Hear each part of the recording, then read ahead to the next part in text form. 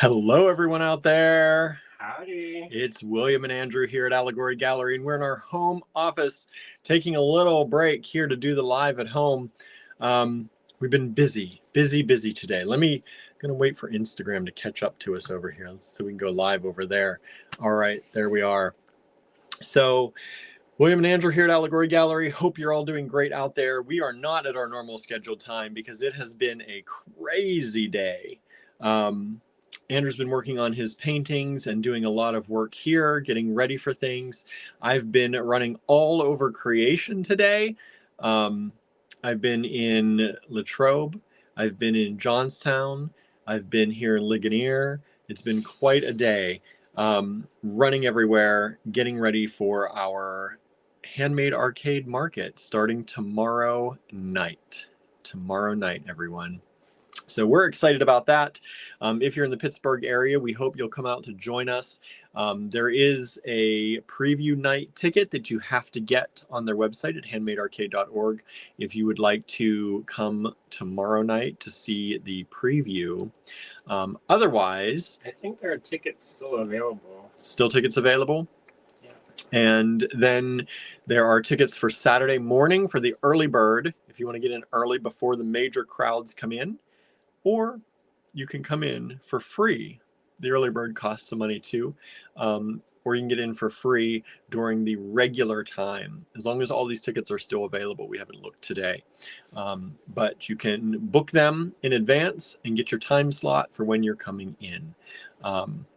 So if you'd like to see us and like 200 some other artisan makers and crafters and handmade things, come over to Pittsburgh tomorrow night and Saturday all day to come hang out with us. Now we can't hang out with you too much. We got things to sell, but come and say hi and stop by the booth and maybe pick up a few gifts for your holiday shopping season. Suzanne is here, says hi everyone. Nancy is here, says great color for you. Thank you. Susie says hello. Hello, Susie. Thank you for joining us. If you're out there, please say hi. Please hit that share button. Please hit that subscribe and follow and all that good stuff. Tonight, we're going to have some seed beads for you. We're working on, we got some Delicas in. And so we're going to have those available for sale tonight. And then Andrew is going to do a little project with you. How about that? What do you think? Show them a sneak peek of the little paintings that I've been working on. Yeah, Andrew's been working on paintings. He's going to show everyone here a sneak peek of those paintings he's been working on. If you saw his stories today, you got a little sneak peek of them already. But we're going to give you a little more of an in-depth sneak peek before they go up on his timeline for purchase. I'm going to show you, we got some, we went to our local printer today and we got some prints made of some of Andrew's artwork. And we're going to have that at Handmade Arcade. So I have those right beside me here, and we're going to show you some of those prints. I think they come out really good. And we're very thankful for our local printer for how fast they get things done for us. Suzanne says, I saw a raccoon on my walk.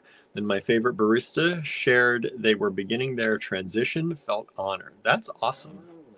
That's awesome. That is great. We like to hear that. Wow, we've got 20 people watching. Thank you all so much for tuning in. If you're out there and you're new to us, this is Allegory Gallery, and we sell beads and jewelry, and we make things, and we have a workshop where we make metal things and all different kinds of things, paintings, which we're going to show you some today. So please feel free to say hi, join the AG Bead fam in the comments, and we'd love to get to know you. So yeah, what else is going on? What's going on for everyone out there? I have been to the printers today. I had to pick up these prints.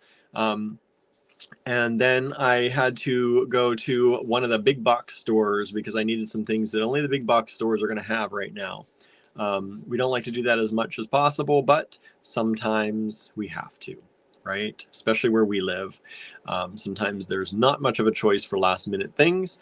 So I went and got some things, some supplies, picked up a few groceries today, then headed over the hill to Johnstown, to our store in Johnstown, to pick up some supplies from the store, picked up some necklaces we had up there.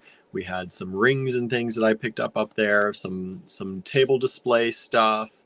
We had to get of course, all of our square readers and all that stuff is all up there at the store.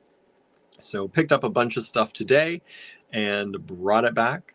And I'm going to be, after this live, going to be heading back up to the cottage to work on the table display for the show and kind of get that all ready and then pack it all up.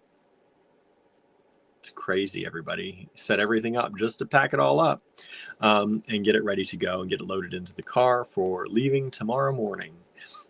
We have to be there by 2:30 tomorrow or earlier. And we want to make sure we have enough time. We don't know what the roads are going to be like. It's supposed to be fine tomorrow, but we'll see. Hopefully the weather is good. It's supposed to be good. It's supposed to be cold, but it's supposed to be, no snow, no precipitation, no craziness. And I think in the upper 20s. So cold, but that'll get people to come in. That's a good thing. As long as it's not snowing and raining and icing and all that. We're happy about that. Hello, Dominion. Hello, Anne. Thank you for joining us. Beth is here. Thank you for joining us, Beth. We hope you're all having a great day. It has been crazy busy for us. Crazy busy. And it's only going to get busier as the night goes on.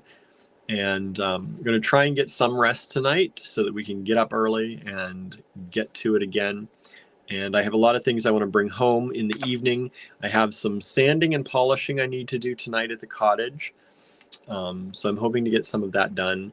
And then was hoping to we have earring pairs that we've not gotten made into earrings yet. So I'm hoping to be able to make them into earrings tonight. And I packed up some chain. We're going to have a bunch of pendants that we can tell people they can pick their own chain and hopefully make their own necklaces while they're there. If they want to, they can pick whether they want silver, gold, gunmetal, and kind of design their own style. Or I brought ribbons, silk ribbons. They can pick a color if they want to do it on a silk ribbon. And, kind of make it a little bit of a customization thing as much as we can for people. I think that's fun. I always like when you go to a show and you get a little bit of a choice, or go to a store and you have a little choice of how things turn out. So hopefully people like that. And we'll see how it all goes. I got all the sanding done and all the pendants today. I just have to do the charms now. Or I got the pendants done yesterday and I have to get the charms done now. And like I said, do the table displays. I made a bunch more buttons last night. We've sold a number of buttons. Norma came up with her friend and bought a bunch of the buttons. And then you all bought some buttons from us the other night, our new metal buttons. So I made more of those last night. I was up to about 2 or 3 last night making those.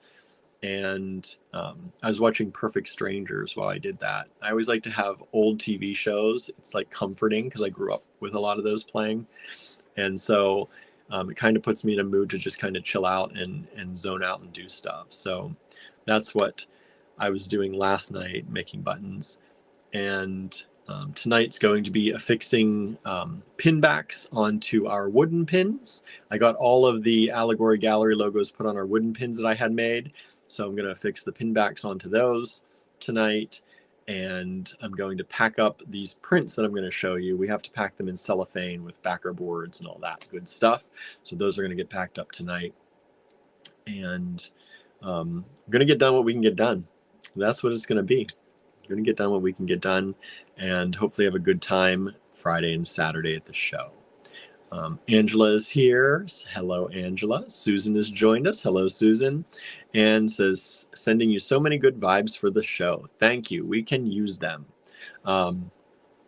It's been a little wild getting ready for it. Andrew's always pushing me to get ready earlier and earlier, and it always seems like I never do. So we are trying to learn that we should get ready for shows a little bit earlier than we have been. So, and mostly that's me learning.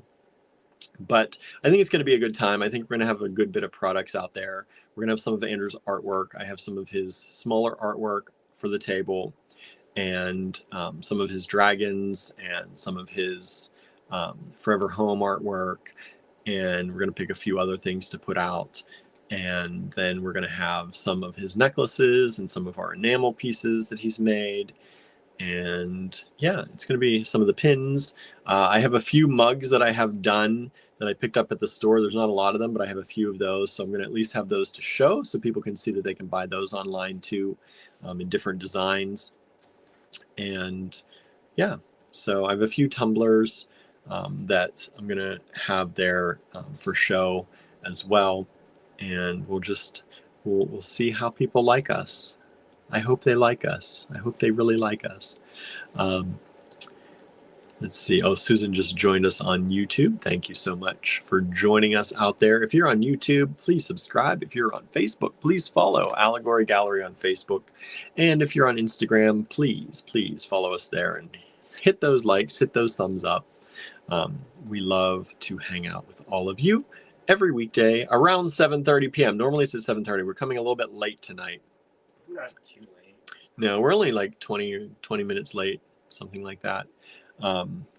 We were just doing a bunch of things, and tried to eat before it got too busy. yeah, we were making our veggie burgers, and we were gonna microwave them, and then we're like, no, let's do this the right way and put them in the oven like the suggestions say best served this way. So it took a little. Good. They were good. It took a little longer. And by a little longer, he's like 10 minutes. Well, about 14 minutes longer than it would have if I just done the microwave. So that's about that 20 minutes we were behind is waiting for the oven to heat up and putting them in the oven. Charlie's here. Hello, Charlie. Says, hello, we're decorating the tree. Nice. Suzanne says it's Krampusnacht. Is it today? Krampusnacht today? Happy Krampusnacht. Fröhliche Krampusnacht, maybe? I don't know. What is it? How do you say it? So yeah, that's been the day. Plus, we've been really pushing the online store. Yes, that's the next thing. So remember we were telling you the other day that we had a potential loan payoff thing that we were trying to do, but I didn't say the dates fast enough. Well, they seem to have extended that. So we are trying to push a big push for sales in the online store. So in order to do that, we have started the sale back up. That's the Shop Small sale. So you can still use Shop Small as your discount code and save 20% off, I think, pretty much everything in the online store. We also have, what was I going to say? I have another thing I want to say, and I got that in there first. So we also debuted a treasure hunt box, treasure hunt box 4.0. Every time we do these treasure hunt boxes, people love them. We get so many good comments about how I love this treasure hunt, how much fun it is when they open it. There's so many different things in here. And if you don't know what the treasure hunt boxes are, if you've never gotten one or you've never read about one from us or heard about one, we go through Andrew's personal stashes, we go through my stash, we go through the bead room at Star Cottage Studio, and we hunt for treasure. So no treasure hunt boxes, no two are exactly the same. We find treasure and we pop them in the boxes. They are done in priority mail small boxes, and we try to pack those as full as we can with good things. The value on the boxes is usually double what we charge. We are charging $75. Of course, you can save 20% off of that. So it's a really good deal right now if you get them now. And we will be making those treasure hunt boxes next week. So it's kind of a pre-sale. It's a short pre-sale. We'll be making them next week when we are finished with this craziness going on for Handmade Arcade this weekend. So those are $75, save 20%. That's what? 75, 714, $15. So they're $60, which is crazy. Now they do have priority mail shipping on them. Andrew's like, Every time we made this point of not saying crazy, and you probably said it 20 times. I think it's You've one of made those. this point. It's not in my head yet. It's not in my head yet. I know, but it's one of those things where you just have to not say it unless you're talking about certain things. And But I never say it you're about saying people. it more though. It's like I only say it we're about saying not things. say it, Like, can and then things it's not? like, Can the definition of crazy not be about things? Though this is not but there about are other people. words though. There are so I many other know, but words. it doesn't relate to Busy, people. exciting, overwhelming. Yeah, but none of them are exactly all of that together. Frantic. Yeah, that's a little different. I don't know.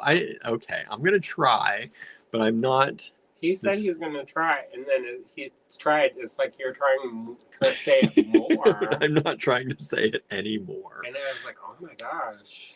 I started like, it just is one of those things where it's just I don't know. It just makes. I guess I just don't have the same. I have to get it in my head. I don't have the same relation to that when it's for things and ideas as it is for people. To me, that's a different definition, and I don't use it for people. So we'll see. We'll see. I keep trying. Got to keep trying. I'll probably say it again now that I'm thinking about it. Now it's on my brain. I thought that's what you're doing now. Do what? Trying not to say it, so you're saying it more. Probably. Subconsciously. Subconsciously, it's in there Fighting now. you. I don't know. Yeah, I've never really used that word for people generally. So to me, it's hard to make that it's the same thing. So what is everyone else doing out there? How are y'all doing? I didn't finish talking about the treasure hunt and all that. So, treasure hunt, $60 only with a discount. Shop small is the discount code. There are links if you're on our email list. I sent out an email earlier today, and you can grab that email, hit that link, I'm gonna make them good. He's gonna make them good. There's gonna be S-word crystal in there. There's gonna be gemstones in there. All kinds of stuff. There's gonna be all kinds of stuff in there. Random. For those of you who like our random nights. Yes. And then everybody, is it those? We're going to have a free gift, which is, how do they get that one? You just have to place an order from now until the end of the weekend. You don't even have to, normally we have to have somebody put something in the comments. We're just going to stick something Andrew said we're just sticking them in there. So if you order anytime during this sale, you're going to get a free little gift from the online shop. In the online shop, yes. Place an order in the online shop. And then we have a gift card, which that's what was in my head. And I was like, did I bring my coat? I took my coat off downstairs. I have it in my coat. There is a gift card that we have for Marriott. In Latrobe. In Latrobe. Spring Hill Marriott. And I don't know if it can be used anywhere else or if it's just there. I think it's just there. Just there. But you could try. Yeah, I don't know, because you go to the main Marriott website to check the balance. So I don't know if it's just for that or if it's for anywhere. But if you're in the local area or you're planning to visit the local area, we are going to have that as a prize in one of the orders. And it's valued at $100-ish. Yeah, it's a little over $100. And the reason how we came up with that is the average going rate for a night. Yeah. And it's like not a peak night. But you can use it towards whatever you want. It's still $106 whatever dollars. But yeah, you get a free night at a hotel, especially if you want to come visit us. Yeah. And it's a nice hotel too. It's not roachy. It's pretty sweet. Yeah. So we're gonna do they have to put anything in the comments for that? Or are we just maybe doing hotel? hotel in the notes of your order? And If you want to win that. Because we know some people are not going to be around here. If ever. you already placed an order since yesterday and you didn't get a chance to put it in, because this is a new thing. Yeah. So I have a couple different deals going. We have a number of deals. And one of the things was a free night hotel stay. So I thought that might be a fun way to encourage people to place orders. Yeah, so it should be now. Of course, things can go up and down, but it's $100 and some toward a hotel if you're in the Latrobe area or you're coming to visit us sometime, or you live flying out of Latrobe. If you live in Latrobe and you just want a break, you just have a night to yourself in the hotel. We have, I'm going to say Keyshawn. I might be pronouncing that wrong. Hello. Thank you for joining us. So yeah, we have that going on. So if you would like to be entered for that, put hotel in the comments of your order when you place it in the online store, and we will enter you into that. All right. And we'll do a drawing on that. And as Andrew said, if you've already ordered and you would like to be entered for that, just send us an email and let us know, and we'll enter your name in there too. Because not everybody wants that. No, that's not something that everybody wants. But I think if you're planning to come, or it saves $100. Right? Yeah. Nothing to sneeze at. No, I'm not going to sneeze at $100. Unless you're me, which I'm sneezing at everything. Yeah, Andrew's having some issues today. Perfect. I know. Keyshawn says, I am from another country. Where are you from? Where are you from? We get a lot of... It's $100 off. $100 off the hotel if you're coming to visit us. But yeah, let's see what else. So we have the sale going on.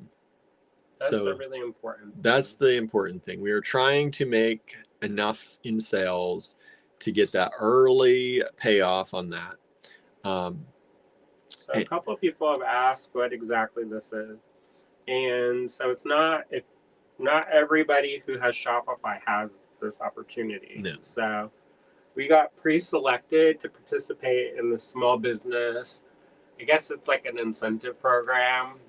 And so the idea is that if you have a Shopify loan, you'll qualify for another one, which then pays off your existing loan. Normally you have to pay off your full loan before you can get another one.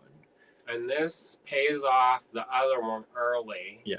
And so it's kind of like getting a couple thousand for free. Yeah. So we are trying to do that. But we have to get up to a certain percentage of that loan paid off on our own for them to enter us into possibly doing that. Yeah. So what we did is our goal for this weekend, so that's Friday, Saturday, or Thursday, Friday, Saturday, Sunday, and Monday up till midnight. Mm-hmm. I think that's when the cutoff is to make $4,000 in online sales. Yeah, which is a lot for us. Usually, like everything for us is all kind of spread out. Mm-hmm. It's kind of, we do a little with PayPal, a little bit with Square, a little bit of this, a little bit of that. So we're really pushing the online store. Mm-hmm. And it's a little bit different for us because we're having to put all of our energy into that. Yeah, that's a different shift. And we're not used to it. No. So it's a little bit different. Anytime you try to do something different. And if we don't... from Guyana. Thank you for tuning in. Yeah, thanks for watching. Even if we don't make it, we'll still have that. We'll still be making progress, and we're still going to have that buffer for this hard time of year coming up. Yeah. So it's win-win, but hopefully we make it, because that would take a lot of pressure off of us. Things we have coming up. And like I want to go to Tucson, and I definitely will not be able to go if we don't. No. And it's kind of like a domino thing. So usually what happens is I go and I shop for Tucson. Like the holiday money gets us through the end of the year and gets us into Tucson by the skin of our teeth. And then the Tucson money carries us to Valentine's Day in the wintertime. And then that carries us to the next one. And that carries us to the next one. So this will help us get a lot of stuff in motion. Yeah. So this is where you guys located. We are located in Ligonier, Pennsylvania, in the United States. So it's about an hour east of Pittsburgh. Yeah. So in case you don't know where Ligonier and maybe you know where Pennsylvania is. I don't know. You might not even know. I don't know how much, everyone knows even U.S. geography when you're not from here. I know. Somebody was like, oh, I live in this town in a fairly large town in Canada. And I was like, I don't know what that is. I know. When I was in France, you'd be like Pennsylvania, and they're like East or West Coast. Like they didn't know where Pennsylvania was. They had no idea. East and kind of towards the middle. Yeah, right. So yeah. So we're excited. We've been making a little bit of progress. Mm-hmm. We launched it last night. Yeah. And that was what time last night? Did we launch it last night? I think last night I started talking about last night. Oh yeah, because I was at because we sent the email out today, but I was still at the cottage and we were talking about it. That was after I finished the live, I think. So after 10. So, and we've made a little bit of progress. Mm-hmm. I think we've made what? 10%? I don't know if we've made 10% yet. Just under. Just under 10%? Just under 10%, I think. So. Yeah. So we're working on it. Although I haven't checked just now. So I don't know. I saw a big order just come in. So that would be nice. But it could be lots of little things. So. Yeah, we've had a number of little orders. Like we said, I sent out that email today. No order is too small. If you haven't ordered with us for a while, if you haven't checked out our online store at all, you just want to send in a little something, that helps. Everything helps. Plus you get something. You're going to get a free gift.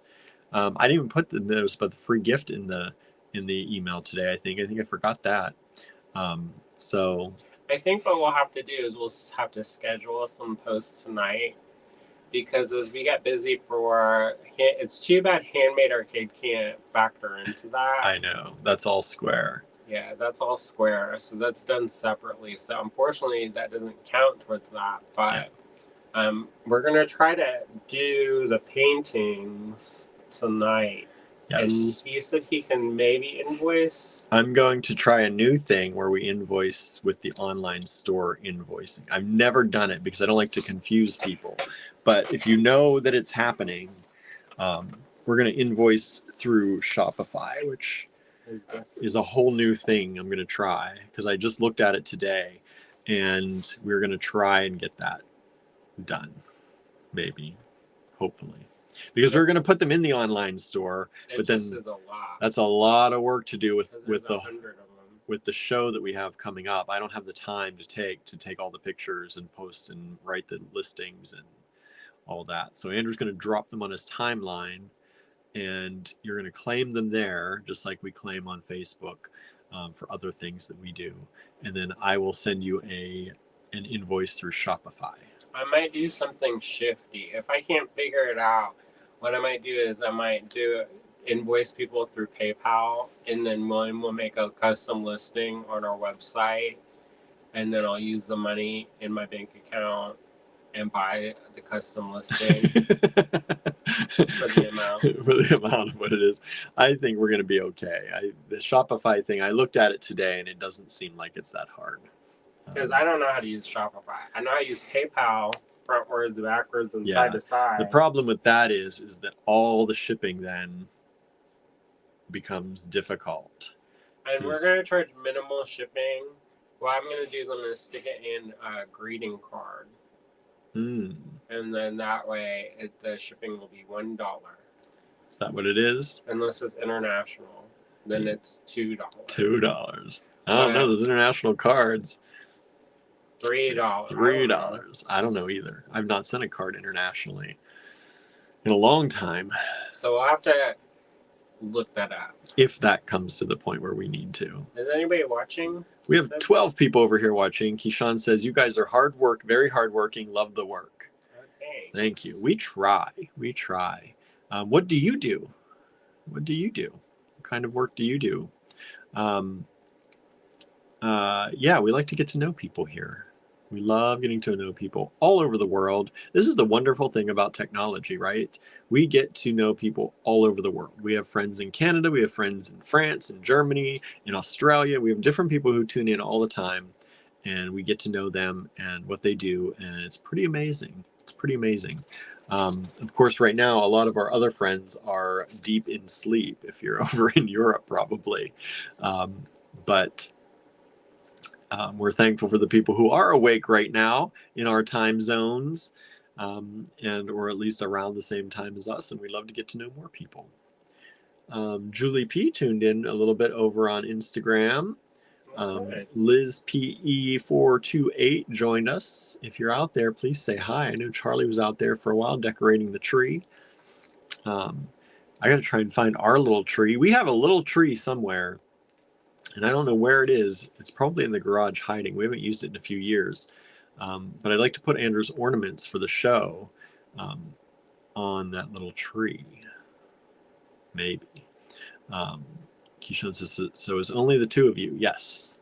It's the two of us that do this. We have a jewelry studio. We make jewelry. We make beads. We sell beads. We make enamel things. We're going to do some casting soon. We're getting our studio. We're working on getting our casting setup done. And Andrew does painting. I don't do painting. I don't paint.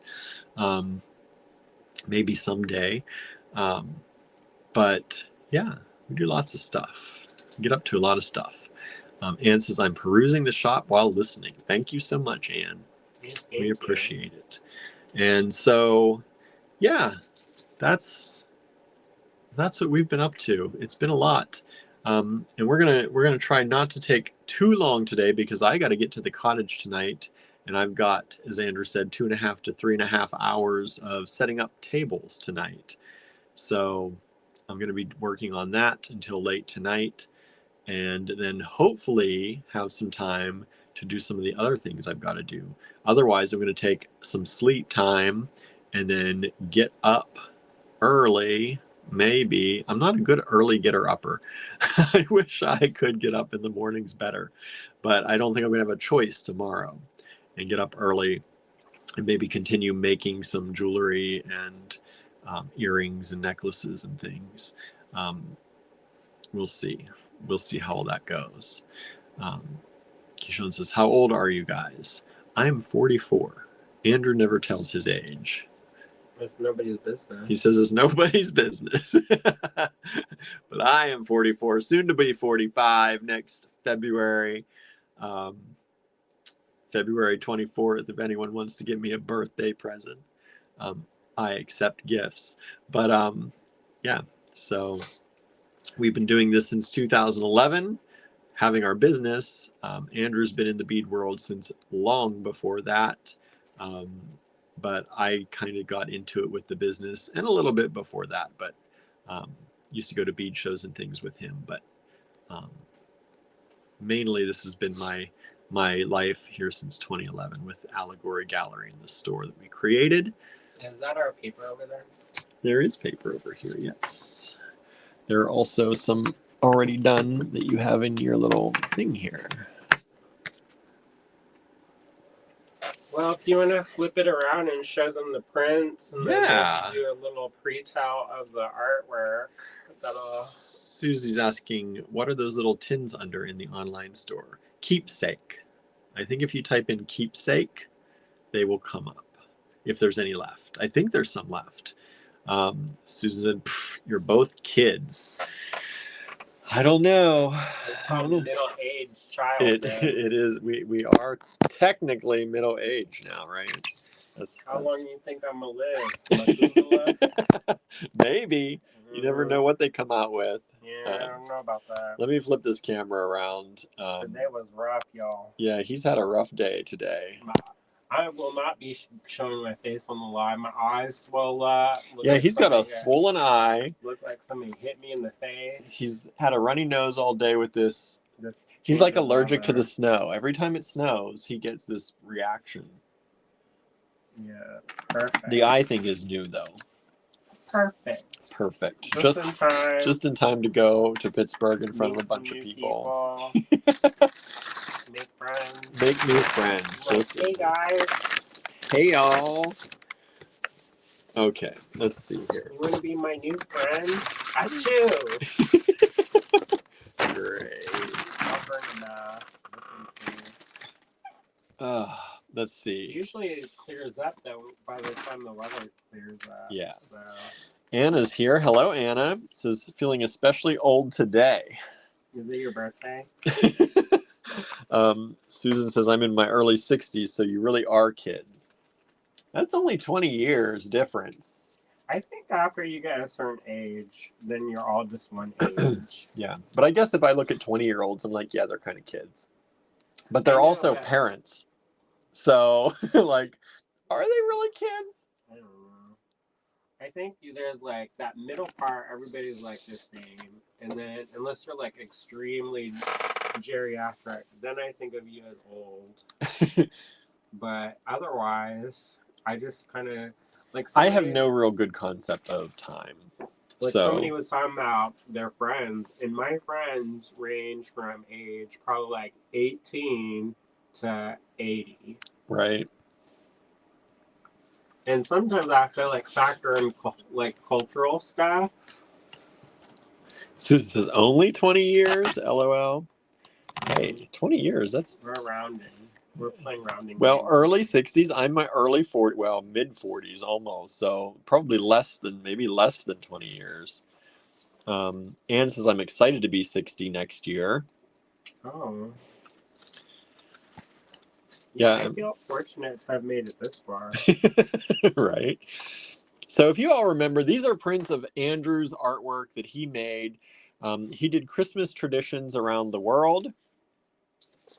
And these are prints. Winter. What? Winter. Oh, winter. Yeah, not Christmas. Sometimes it's not Christmas. Yeah, these are not Christmas. Invented yet. Yeah, these are winter traditions, winter holiday traditions around the world. And this is the abominable snowman, or the Yeti, some people say. All right. Anne says, Michelle, we're vertical. I know. What happened to YouTube? We're vertical now, everybody. We're going vertical. YouTube shares. And Facebook seems to share it with more people when we go vertical. So we're trying this out. We're trying this out. I've been watching a lot of YouTube lately as I do the work, and I've been coming up. I think it knows my age. It has learned me, because there's a lot of YouTube things coming up for people. Start your YouTube when you're over 40. Start your YouTube when you're over 50. Mine is like, would you like AARP? Would you like adult defense? And then they're like, start your business. So I'm gonna like. Maybe tonight I'll do a YouTube. I'm going to start it up, and it's going to be a live, and it's going to be a 45-year-old or an over 40-year-old store owner who's getting ready for a show. Oh, well, and we'll see how many people tune into that, right? I'm going to put all those keywords in the title and see what happens. Anne says smaller but very clear. It's clearer this way. Let's see here. It's so weird looking. Michelle, if you're on the phone, if you're on a computer, yes, it's going to be a little weird looking, but you can expand it. If you're on a phone, you can expand it to take up all the phone screen, which is nice.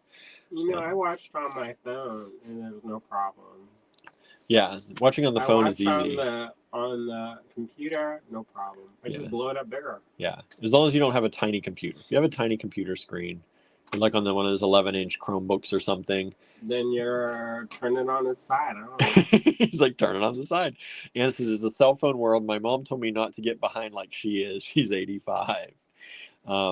Right? I don't know. You'd like the device you like, right? Mm-hmm. I prefer, like, I use my phone a lot, but if I could do everything that we do for the business on my iPad, I would prefer just to have an iPad, really. That's kind of and it's 11-inch iPad. That's my preferred device. I try and work with it as much as I can, but I end up mostly on computers because of the things we do, video editing and other things, Photoshop, and some of that you can do on an iPad okay. But some of the like the online store, it just does not, like there's an app for Shopify, but it is not great. But we love Shopify. Thank you, Shopify. we do. I guess it is. The app is better. It's the web browser version. It's not as touch responsive, and that's probably partially the problem of the web browser. Anne says, "Too late, Mom." Anna says, "LOL. I'm in my mid to late 50s." Susan says, "I'll keep watching, but I don't care for it. Too little on my relatively large iPad screen." You did blow it up. Hit the little four. There's like 4 squares in the corner, and it'll blow up to the whole big size of your screen. It should actually be bigger on there. You have to hit the 4 dots though, or the 4 little corners, and it should blow it up, Susan, to the size of your iPad screen. Michelle is on the phone, doesn't turn or zoom. Yes, it does. It's weird on Android. I don't think so. YouTube is pushing this, so I cannot believe that you cannot make it bigger. I don't believe it. All right. Here it is. So when you're on here, this is, what is this? This is Facebook? Yeah. So this is Facebook. Oops. Be careful. So Facebook, you hit the 2 little things here, and it grows to the whole size. Yes, the comments are there, but you should be able to swipe the comments away if you want to, but I don't think you should do that. The comments vanish when you hit the square. Did your comments vanish on YouTube when you hit the square? Yeah, but that's fine. We read the comments. We read out all the comments. But you push one button and it's the whole screen. Yeah. They're just saying it's harder to comment too. Well. Yeah. And this is a chance for us all to learn technology, right? So not really. So whenever you're ready to comment, if it's playing, there's a bar that comes up. It says comment. They're on YouTube. Oh, let me see on YouTube. Yeah. Because I looked at this on YouTube also. Yeah. And it's just one button difference. Hold on. Andrew's pulling up YouTube. I'm going to show you. We teach, right? We got to all learn this. We had to learn this too. So here's one anyway. This is the abominable snowman. And then here's the one, the Krampus. Here's Krampus. Andrew did these in large paintings. Most of these paintings have sold since, but we've done prints of these. I think these came out really nice. These are 8x10 prints.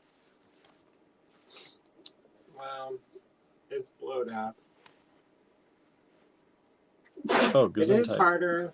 Thank you. It is harder to comment, but it's the entire size of the phone. So where's let me show them the button. It's a little thing that's a little square. Yeah, so when you're on YouTube, if you're playing it, you hit this little thing right here. Whoops. And it takes it to the whole size of the phone screen. So you should see that. But it is, you're right, if you need to comment, you gotta hit the X, and then you can come back and comment. Where are your comments? They don't show up, but we read them. So Yeah. Well, I don't know how do people comment though. I don't know how people comment regularly.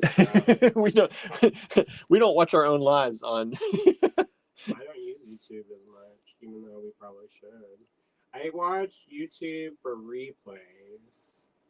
I'm on Facebook to comment. Yeah. When I watch the I live, honestly, everybody I watch has not started doing the vertical on YouTube yet, so I'm not sure.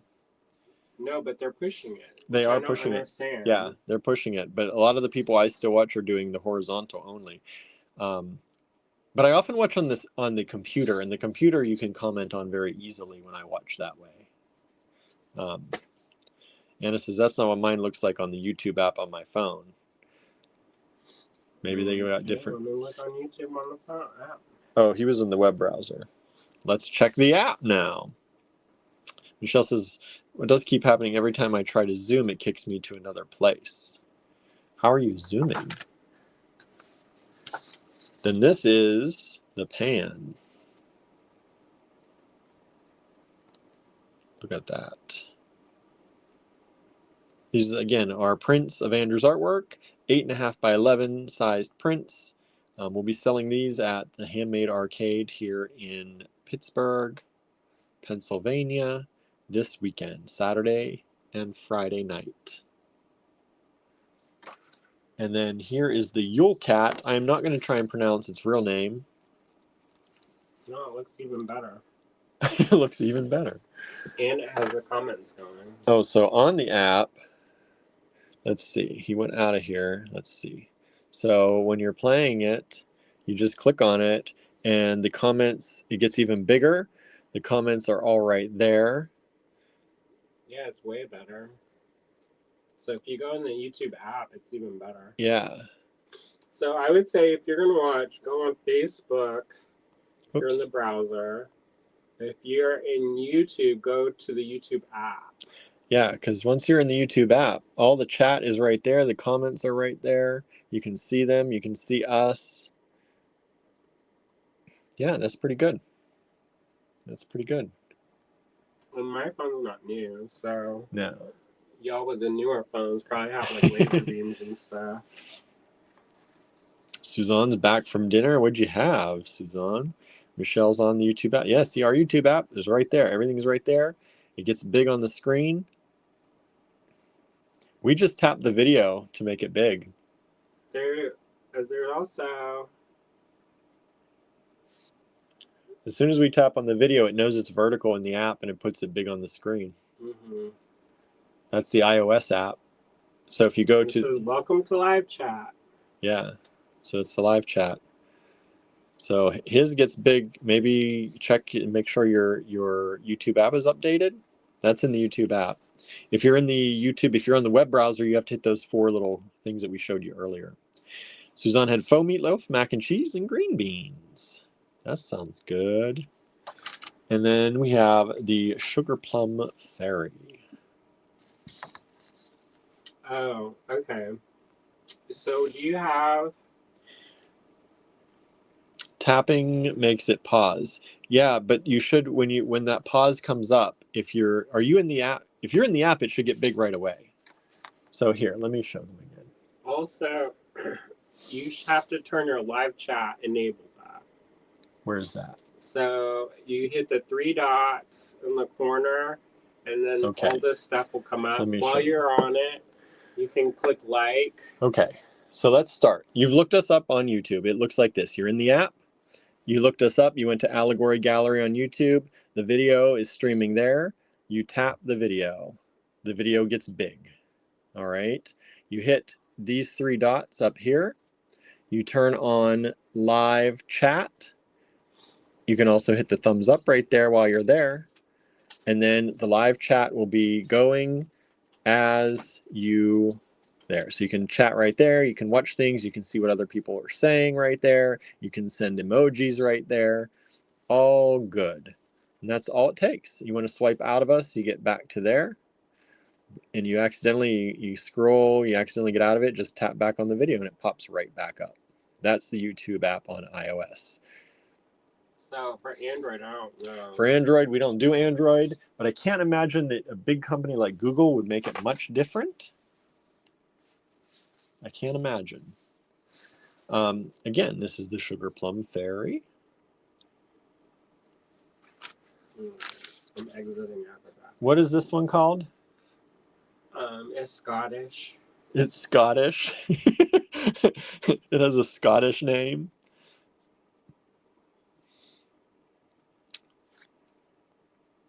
Let's see here.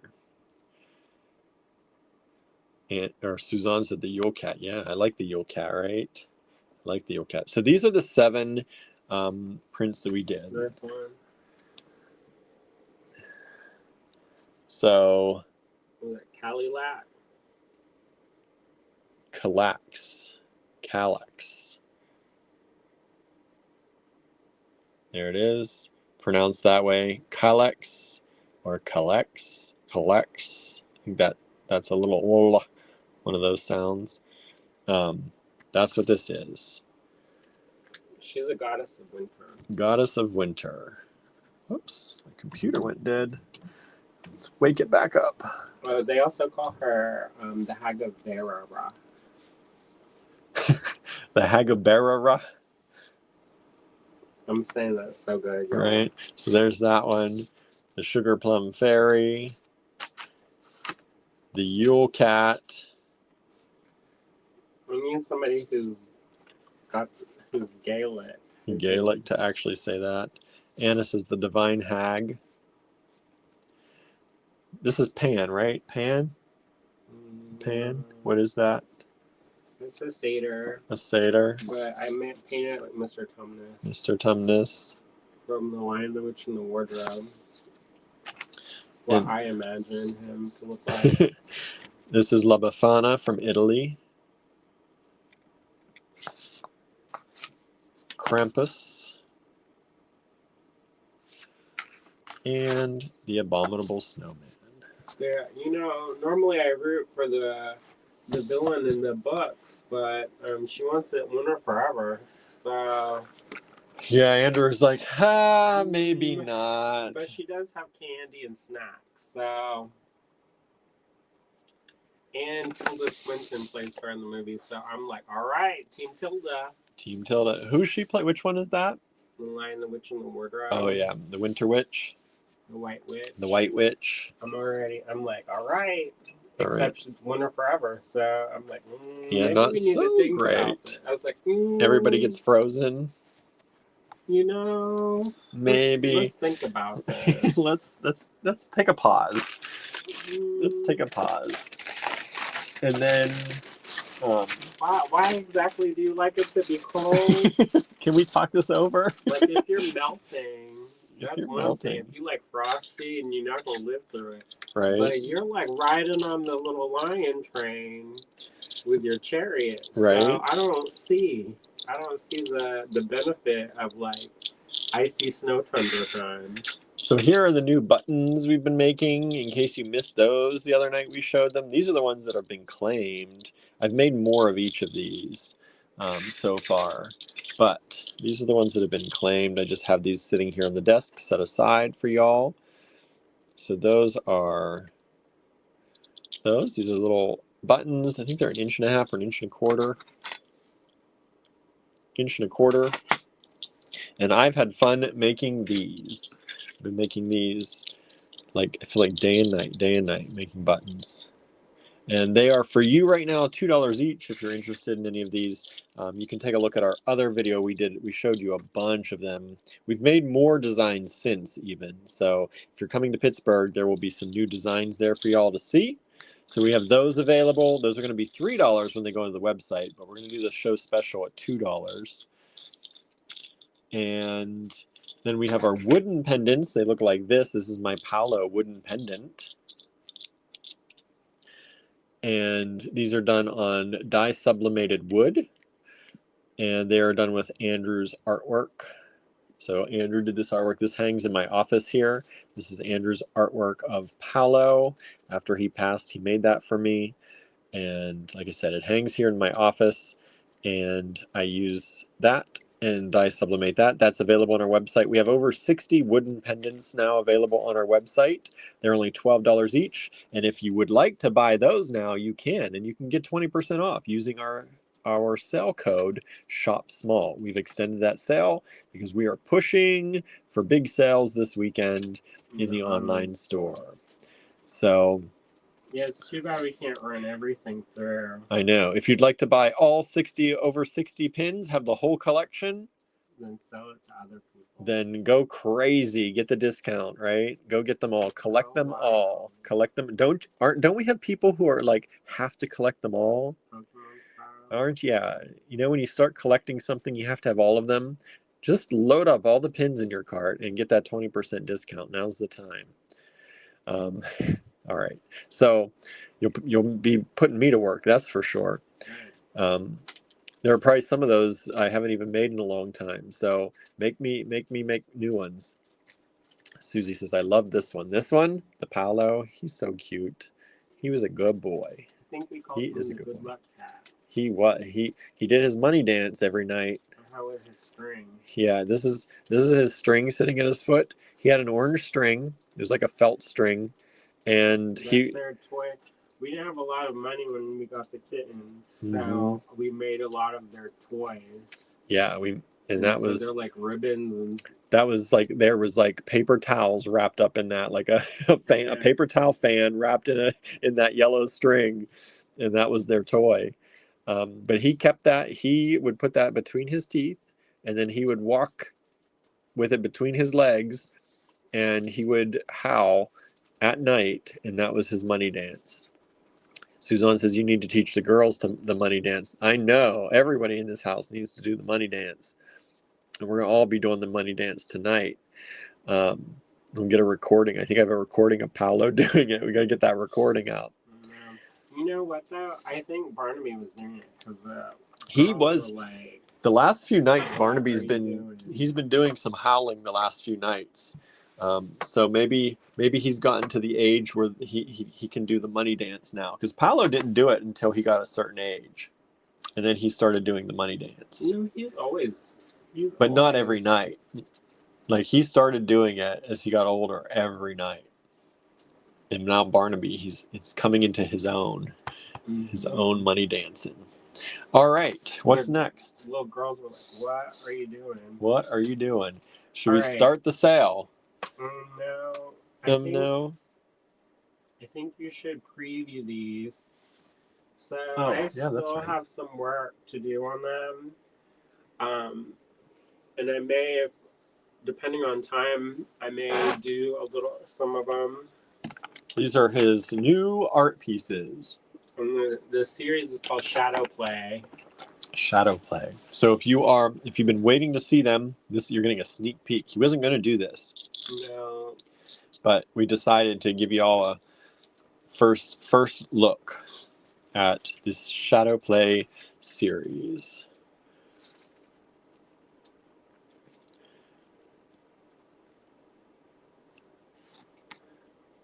And so, as he said, he may do some more work on some of these. I have to, there's some pencil lines that I'll clean up. But you're getting an in-process look at the new Shadow Play series of artwork by Andrew Thornton. Each one of these creatures is hand-drawn and colored in on the backgrounds that he's created for each of these. Anne says, OMG, I love the Shadow Play series. I love it. Thank you. Thank you. And do you know what the cost is going to be on these yet? I think. Have you decided? The same as the ACE. The ACEOs. Even though they should probably be more considering these are originals. Yeah. Maybe a little more. Well, that's up to you. I'm not going to make you. I'm not going to increase the price for you, but. So the ACEOs were 22. So they're going to be around 22, 24, probably somewhere in there.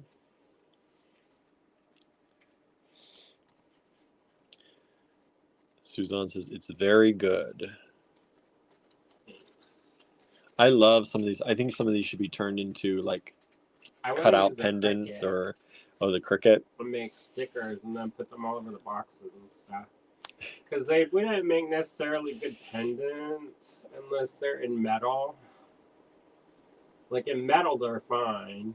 In wood, the stuff just snap right off. So Like that would be a good pendant though. There's nothing that would snap off there. that one's fine. But how are you gonna hang it? Where's the hole gonna be? In its head? Yeah, you gotta put a hole in, In the wing tips? maybe, or in the head. I don't know. Yeah, but what does that look like then? Then it would look like it's got some weird third eye.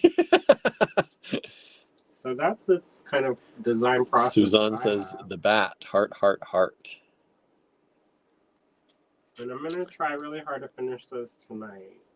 A lot apparently is gonna happen tonight. I know there's going to be a lot going on. It's like we have to somehow make time change tonight.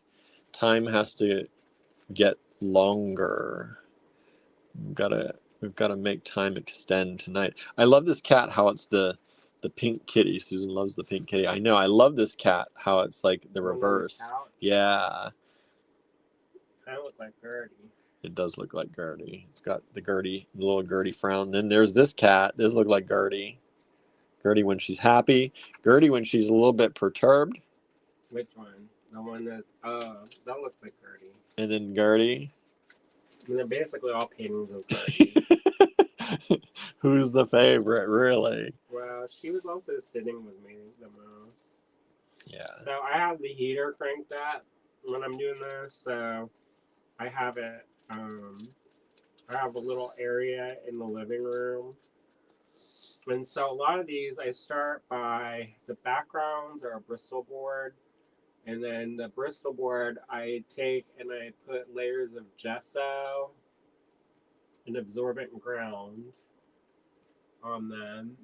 And then I'll either do some acrylic paint that's watered down with salt. Now this one, I have to add the eyes for that one. Oh, the cat. Uh-huh. It's behind up there. Oh. Well, some of them I gotta clean up and add eyes and stuff. And Susan says, like Clarence Cole Phillips Fadeaway Girls. I don't know that person, but I'll look them up. But so, yeah, so that's that. And then I kind of like Kara Walker. I love her work, so that's kind of a little bit inspiration from her. And then Wing Chimoto, I also like her work. When I was in college, I did a whole series of different monsters in lithograph, and they were kind of similar to this.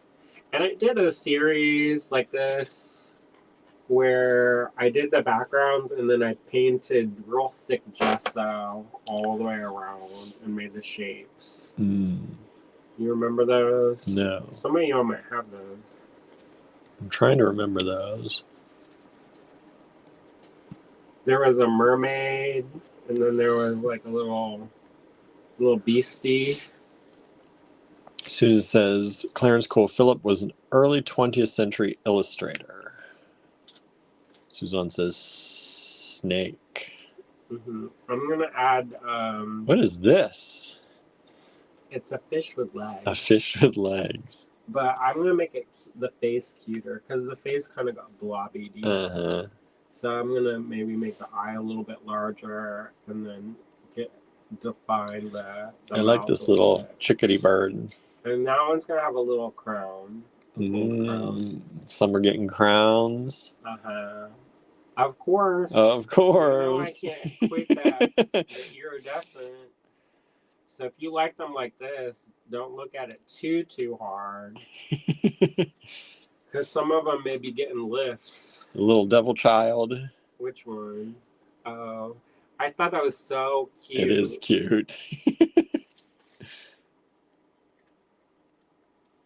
Because so we used to do this thing. All right, so when we would play, we did not. I already told you we didn't have a lot of money, And one of the things we would do is make shadow puppets. Oh, yeah. And so we would put up like a sheet and then shine a light and then make shadow puppets. What kid didn't do that, though, really?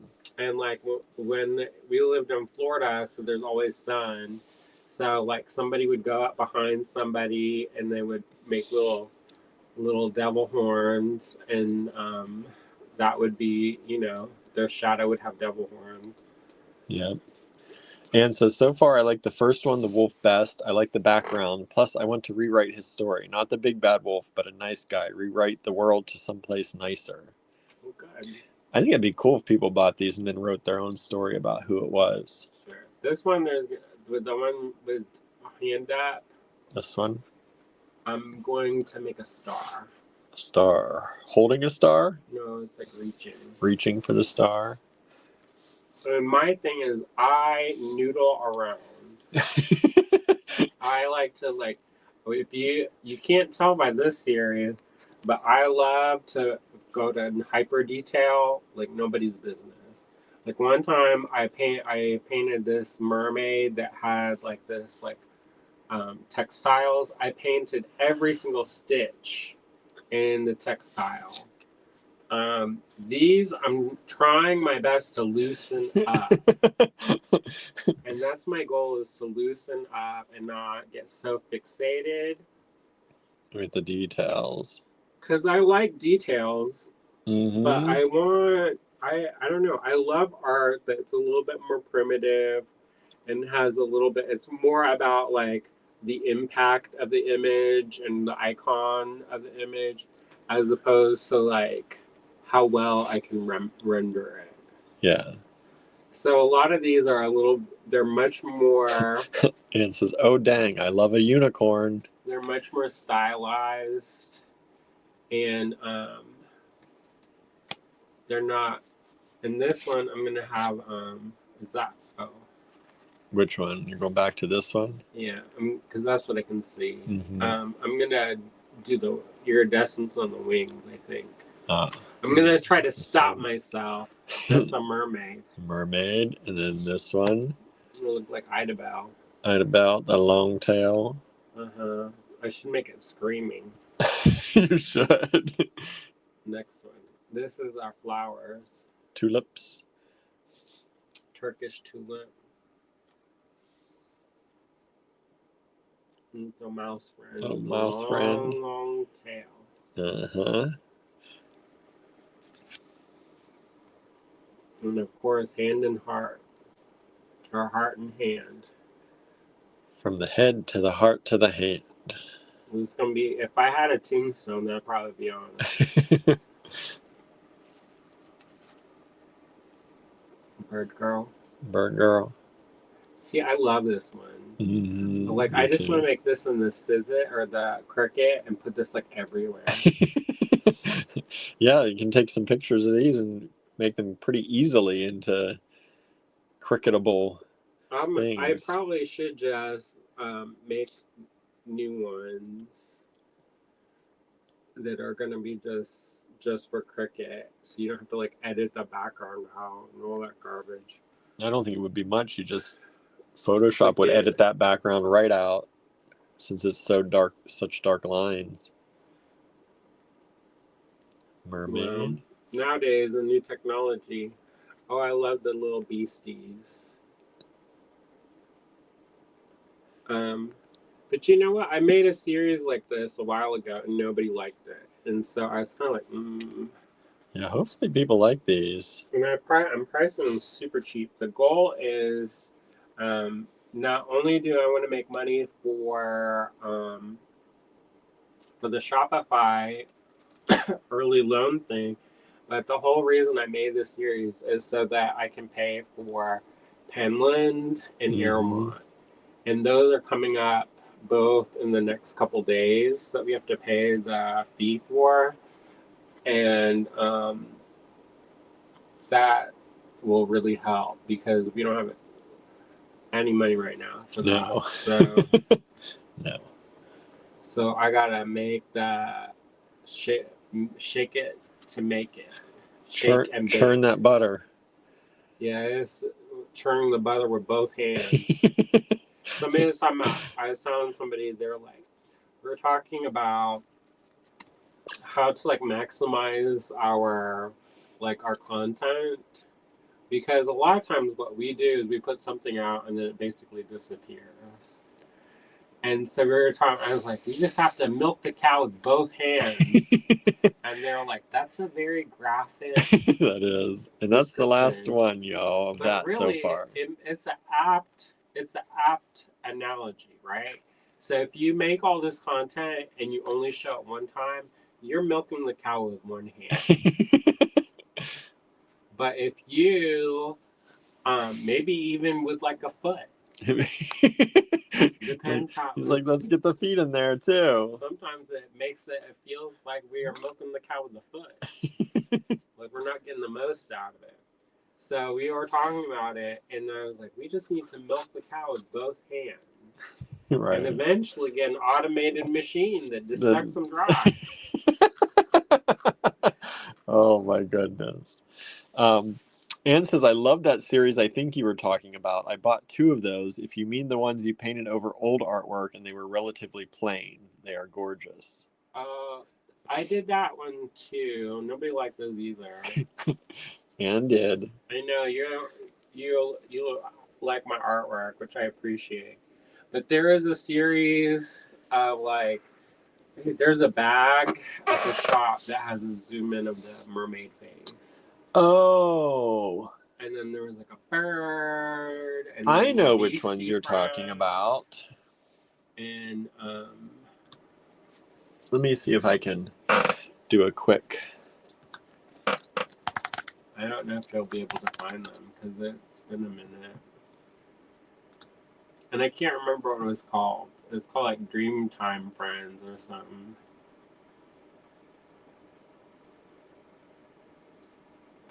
Is that it? No. Yeah. I know which one you're talking about now that you said it's on that bag. Oh, this is this other computer. I don't know if it was later than all that stuff. It would be on my. This computer doesn't index things the way the new. There they are. Yeah. So if I favorite one of these, it may pass it through to where I can show it. What? On here. Is that the future? The future? Let me see if I can. I don't know how quickly it's going to do that, though. Choose photo library, collections, favorites. And let me see.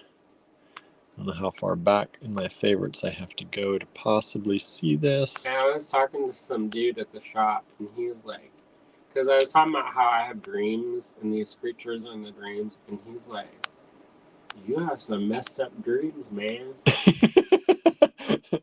he was like, shook. Let me go back out of this. Sometimes it takes a while to get these favorites to pop up. Collections, favorites.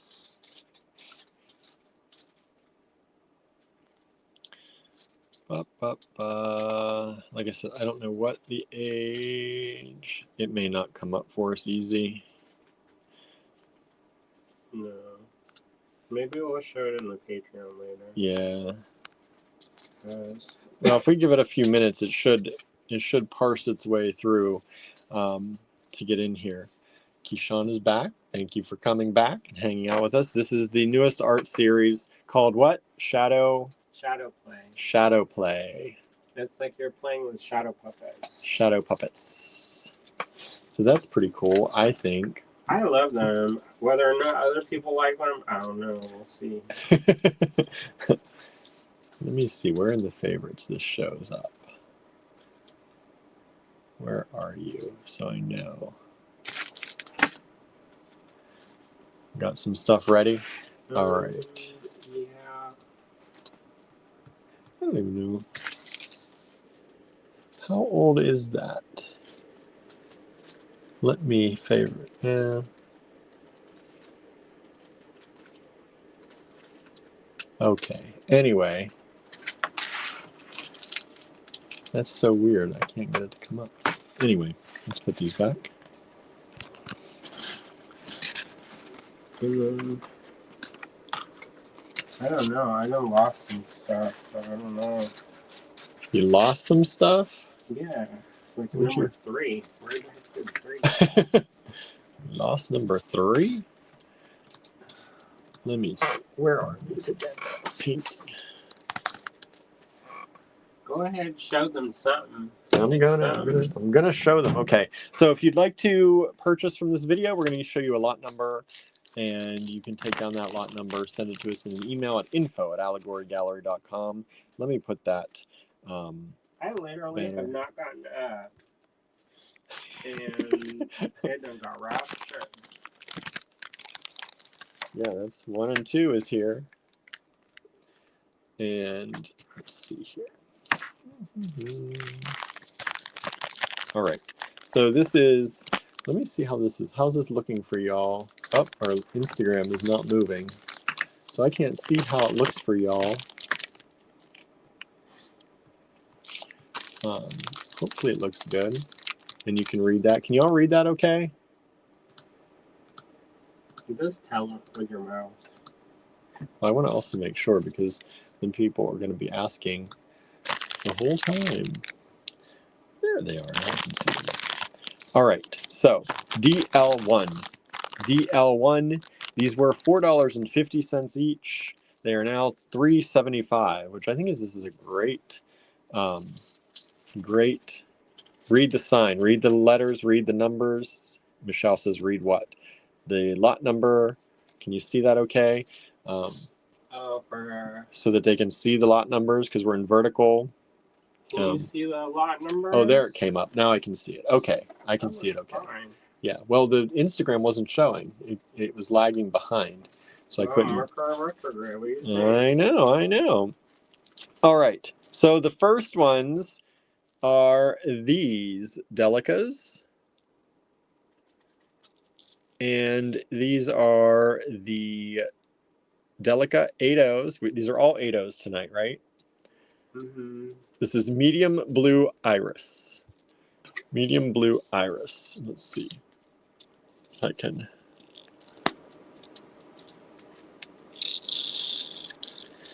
Medium blue iris. Okay, how about we switch for a second, and I'll show the project real quick, and then you can price this, because I'm getting real light. Okay. And I'm losing stuff at this, and they're only one of. What are you doing? Exactly. What are you doing? All right. There's the other light too. Put this up there in the way. If you want this, we're going to be using this.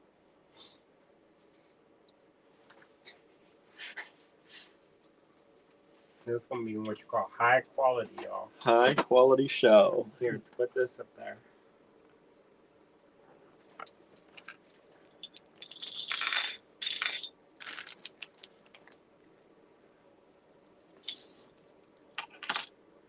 So we got, you can do this in any color way. I've got 2 colors going. And we're going to be making a snowflake pendant in the size 8O Delicas.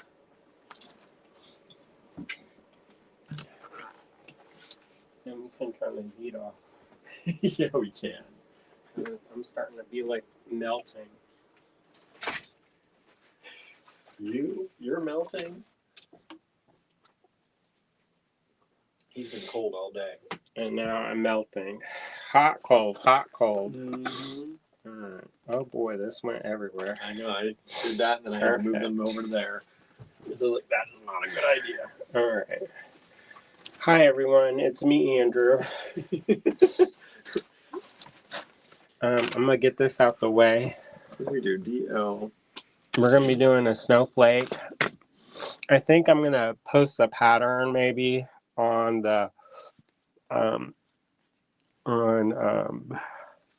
our Patreon. So it's a relatively simple pattern. It takes 2 colors. For this project, I'm going to use 6-pound crystal fireline. I'm also going to be using this white. These are Mayuki. They're Japanese.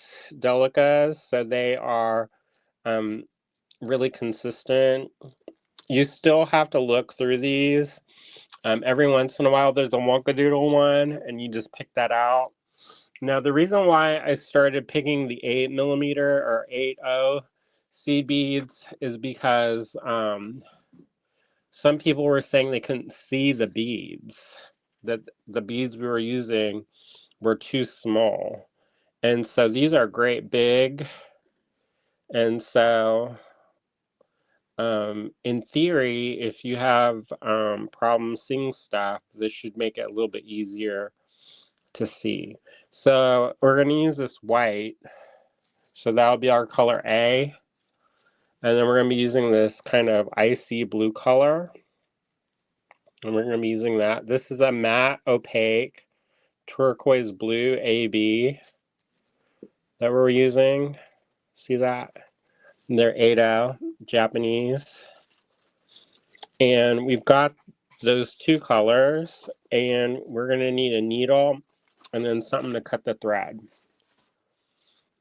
And I was trying to work on the pattern while he was starting, and was there only one of this one? No, there's not. I didn't think so. There's a bag of it somewhere. Okay. But somehow it disappeared between. That's the one. Where I was like looking around and I couldn't find it. And I was like, I don't know where it could have went because I did not get up. So it got raptured into the universe. Okay, well, we'll just hold on to that then. Okay. All right. Michelle says, I think I have that blue in 11.0. Lena says, size 8 are not big. LOL, I'm old. Well, they're bigger than like 11 or 15s. So this is, and that makes a big piece. So this is just half of it. So you do this, and then you do the other half. Done. But I was doing it while he was talking. So I have this grid paper, and I do the drawing like this. And at first I was like, I don't know about this. But then as I started working, I started to like it. So hopefully you all will like it as well. All right, so let me cut this off and we'll start from scratch. So I'm going to have written instructions if you're in our Patreon. And the way that, if you're new to Brick Stitch, I'm going to show you how to start. And it's pretty simple once you get going. So this is a size 11 needle. So what we're going to do is cut off one wingspan of the 6-pound crystal fire line. So that's one of my arms and some of my chest. And then I'm going to cut this off like so. Super easy. And then I'm going to thread my needle. Again, we're going to do a great job. And what I do is I put the needle onto the thread. Instead of trying to put the thread into the hole, I put the eye of the needle onto the thread. See how quick and easy that was? That barely took 1.2 seconds. The next thing I'm going to do to start is I'm going to string on 2 of these white seed beads. That's our color A. I'm going to string on 2 of those. See how I did that? Then I'm going to walk that down almost to nearly the end of my thread. So I've got maybe 3 inches or so of a tail. And then I'm going to tie a knot. So that's pretty easy. We start on 2 seed beads and then we're going to tie a knot. Maybe it's easy. It's different because everybody's getting used to this new format, including me. I was like, am I in the screen? I appear to be. All right. So I've got this. I tied my knot, and then I'm going to tie it again just for safety, right? I'm going to do surgeon's knot. So loop-de-go goes through the loop once, go through twice, and then yank. Okay. Pull it nice and tight. And because they're Delicas, they sit right next to each other.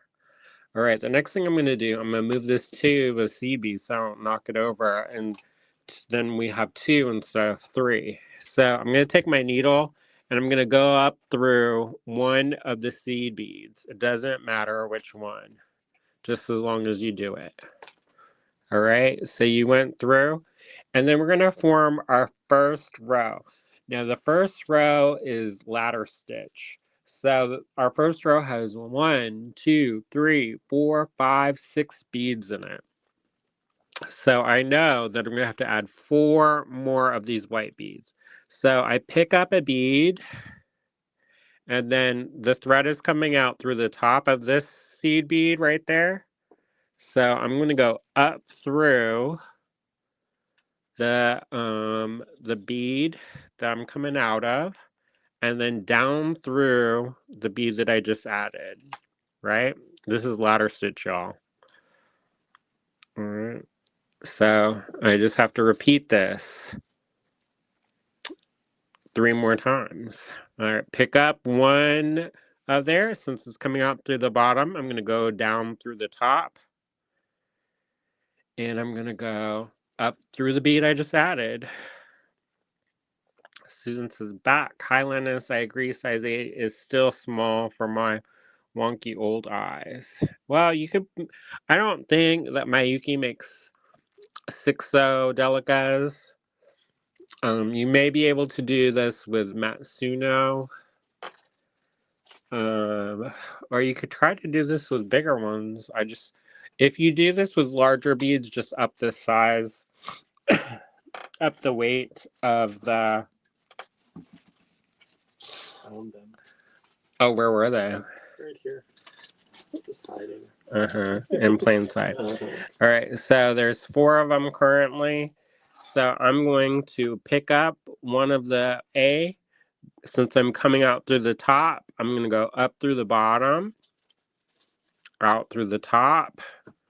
When that's locked in place, I'm going to go down through the top and out through the bottom. All right, 1, 2, 3, 4, 5. I'm going to pick up one more. All right, since I'm coming out through the bottom, I'm going to go down through the top and out through the bottom. All right, and I'm going to go up through the top, or up through the bottom and out through the top. When Lennis says up the weight of the thread if you use larger beads. Correct. All right. So Hi, Linus. this is your first row, and it is 6 of those in a ladder stitch. Now this is where we're going to do brick stitch. So I'm just going to flip this over. Because it's all one color, it doesn't matter. And then I'm going to read my pattern.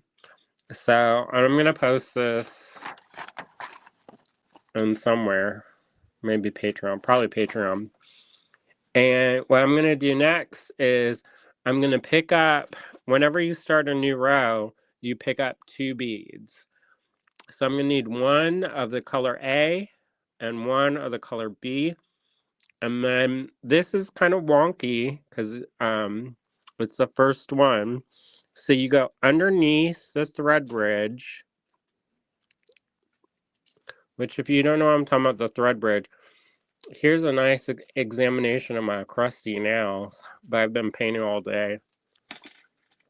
So you go underneath the thread bridge, and this one's always wonky, and then you go up through that blue bead. All right. So let's see if I can do this. And you pull it. At first, it looks all kinds of loosey-goosey, like it looks like hot trash, y'all. But with the power of belief and a little bit of something called tension and knowledge. There you go. You just pull it and then it fits right. All right, the next thing we're going to do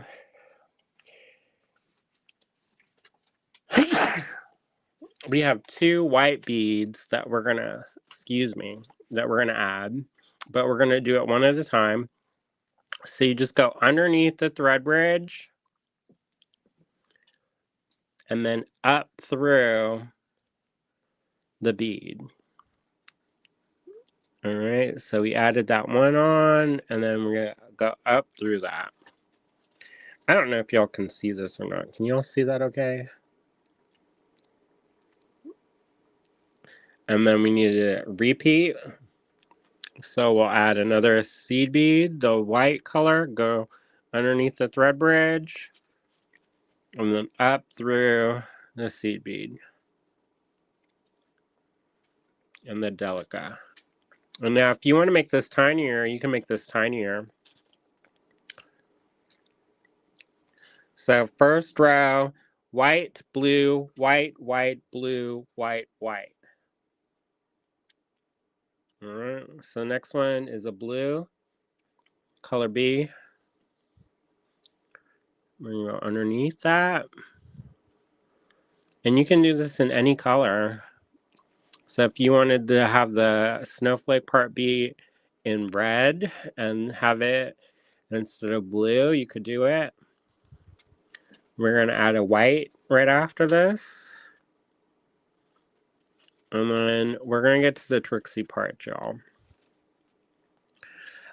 All right, so now that we've gotten kind of to the end of the row, we have some choices to make in our lives.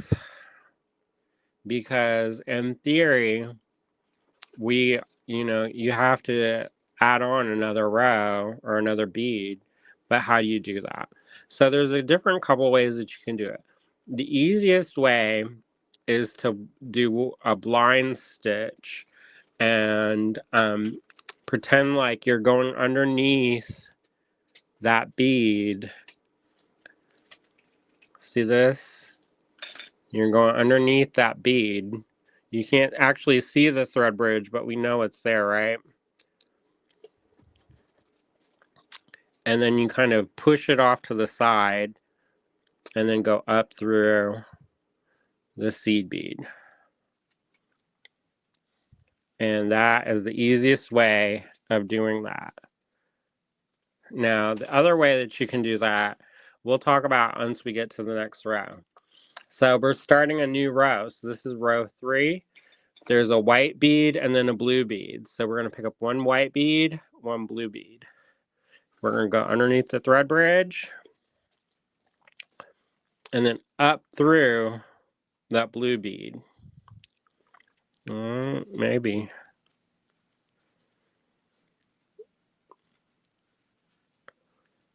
And it's a little bit wonky right now because, the tension is what really pulls it together. All right. So the next thing we do is on row 3, there's another blue bead. So I'm going to pick up one of these colorway B, A, 2. What am I doing? The blue one. There's only 2 colors, so I'll just say white and blue and go up through it. All right. The next one's going to be a white bead.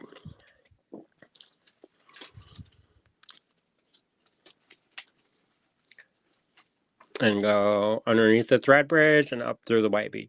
So I'm just going to say add the white, and you'll know what I'm talking about. So underneath the thread bridge, up through the bead. We're going to add one blue bead next. So pick up the blue bead, go underneath the thread bridge,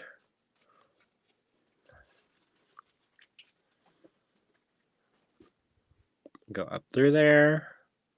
This is pretty easy once you get going. The Delicas lock in place, so they don't move around as much as the Rocals. The locales will move around a little bit more if you decide to use those. But so next thing we're gonna do is go and add another blue bead. And then we're gonna finish off that row by adding the white bead. Now, if we don't do a blind stitch like how I showed you before, which I think is the easiest, the other way that you can add is you pick up the blue bead and then you go up through the blue bead so they're side by side, and your goal is to come out through this hole.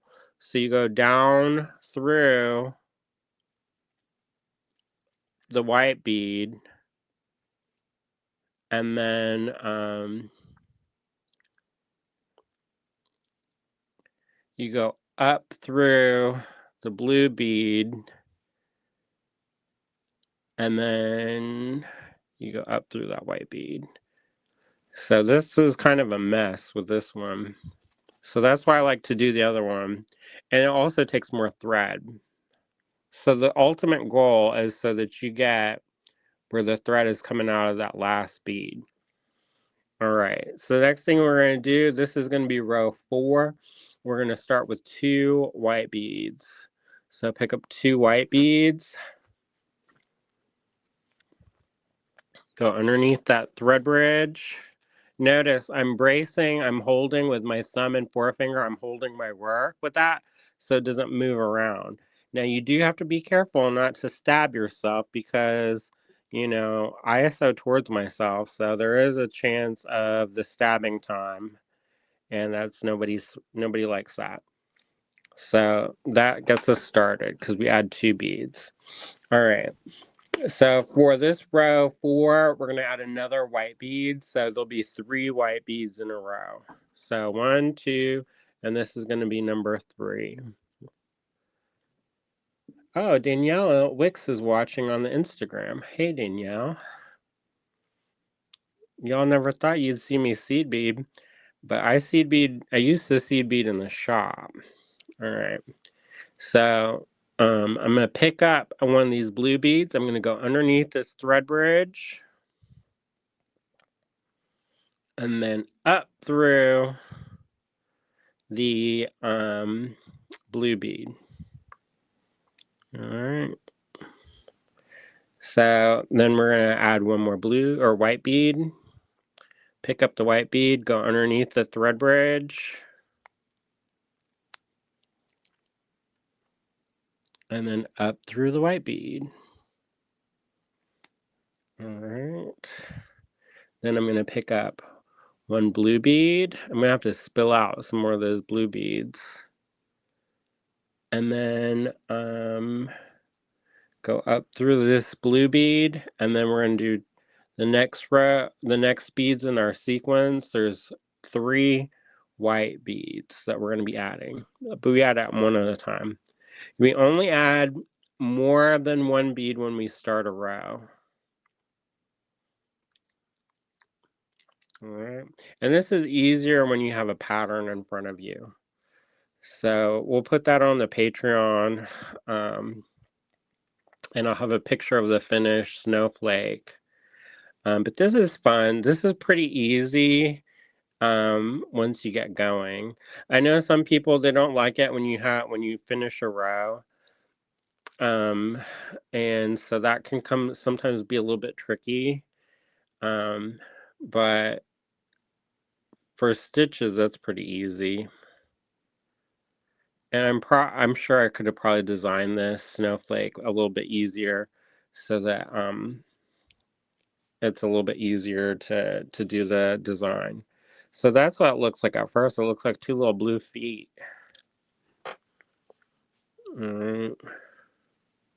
So next one we're going to do, the next row is going to have is going to be row number 5, and it has 1 white bead and 1 blue bead to start. So we'll pick up 1 white bead, 1 blue bead, and we go underneath the thread bridge and then up through the blue bead. All right. And what I'll do is once I finish this, then you can take a screenshot of this if you like, if you're not on the Patreon, because I know not everybody's on the Patreon. So I'm going to pick up one white bead, go underneath the thread bridge, and then up through the bead. I should make William do this. Do what? This brick stitch so that you learn how to do it. Oh, do I need to know? Sure. Sure. When the people come in from YouTube off the street and go into the Johnstown list, say, how do I do this? Oh, I added one white bead. You know, like the pattern quality on this is so good. Instructions quality. All right, I'm going to pick up a blue bead. And there's going to be two blue beads in a row. The blue biggie in there. And then I'm going to pick up, I'm sorry if English is your second language and I'm butchering it for y'all. Because then you're going to be like, oh my gosh, what's he saying now? All right, I'm going to, are you going to go to the cottage? You have my phone, I cannot. Oh. You can take my phone if you need it. Or if you're making buttons, just make buttons here. I wasn't gonna make buttons, but I can do the wood pendant backs. All right. So I'm gonna add one blue bead. We just figuring out our lives in front of y'all. Don't worry about it. Yeah. So it's okay. I think we've been working really hard for this show coming up, and I'm really hopeful that it's a good show because you never know how it's gonna go. But if worst comes to worst, we're just gonna have a lot of other inventory, and so far we're not scheduled to do any other shows in December. And I picked up and put on one white bead. So yeah, I know that some people may not like this vertical format, especially for the tutorial time. It's fine for the talking, so we may have to think about this. So, because I know not everybody is in love with the vertical format. I kind of like it because I like it, but I know, oh, Rachel Kettinger was watching. She's famous. She does enamel on steel, and her friend Carly was on there. William didn't tell me anything. All right, so next one we got another white bead that we're gonna pick up. And we're just gonna add that on. So go underneath the thread bridge, up through the bead. This is brick stitch, y'all. And it goes pretty quick. So we added two. Now we're gonna add one blue bead.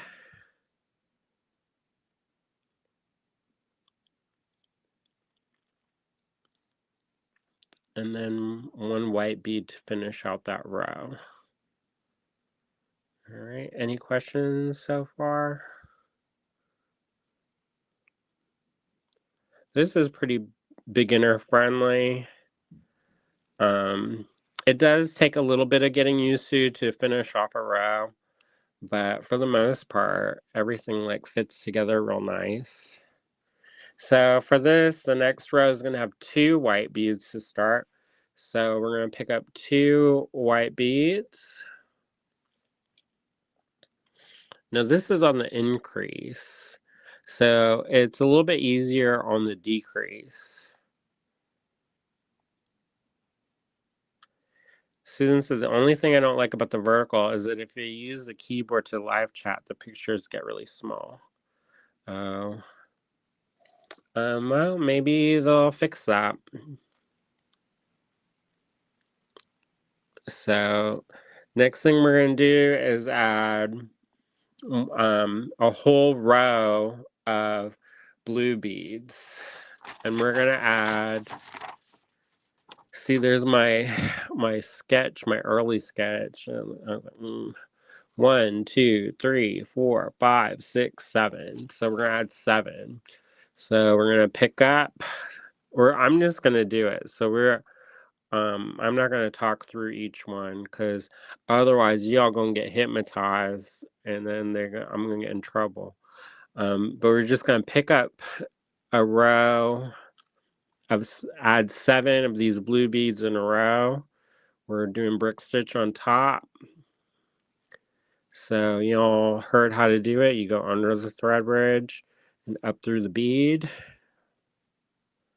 I said I'm not going to do it. I'm not going to tell you about it and describe it as I go.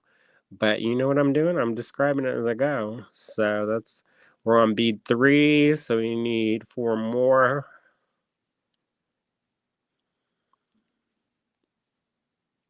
And I think this is fun. I think brick stitch is really addictive if you like these cute little patterns. There's an artist named Bead Crumbs out of Hawaii, and she makes some really cute stuff. 1, 2, 3, 4, 5. And I will do her brick stitch pieces, and I have a little box of them, and they're just hanging out. 1, 2, 3, 4, 5, 6. I don't know what to do with them because I don't know about selling them. I did make some earrings out of one of the little witch pattern, but you know, I didn't design that. So now, if you want to make this and you want to sell it, go on ahead. If you want to make a tutorial on it, then maybe you give me credit. You probably do a better job explaining stuff, but you know how it is. Um,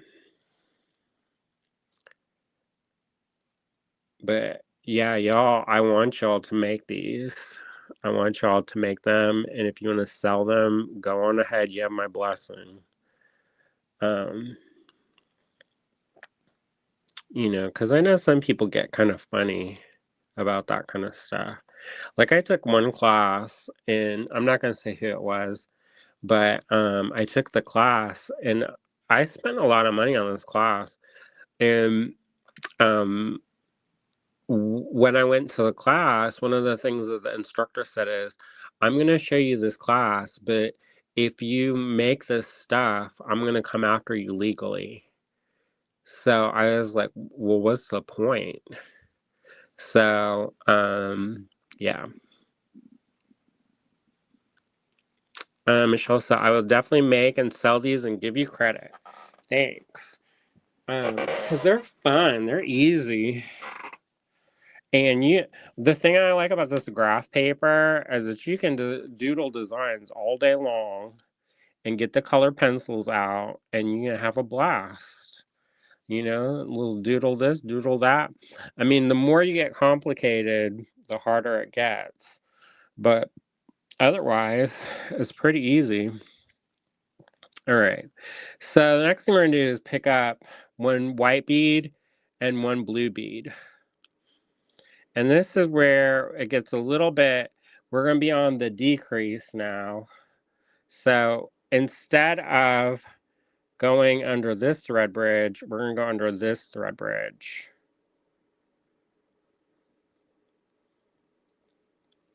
And it looks real wonky at first, but once you lock it in place, it'll act right. And so one white bead, one blue bead. All right, next thing we're going to do, there's 2 white beads. So we're going to pick up one white bead, go underneath the thread bridge, and out through.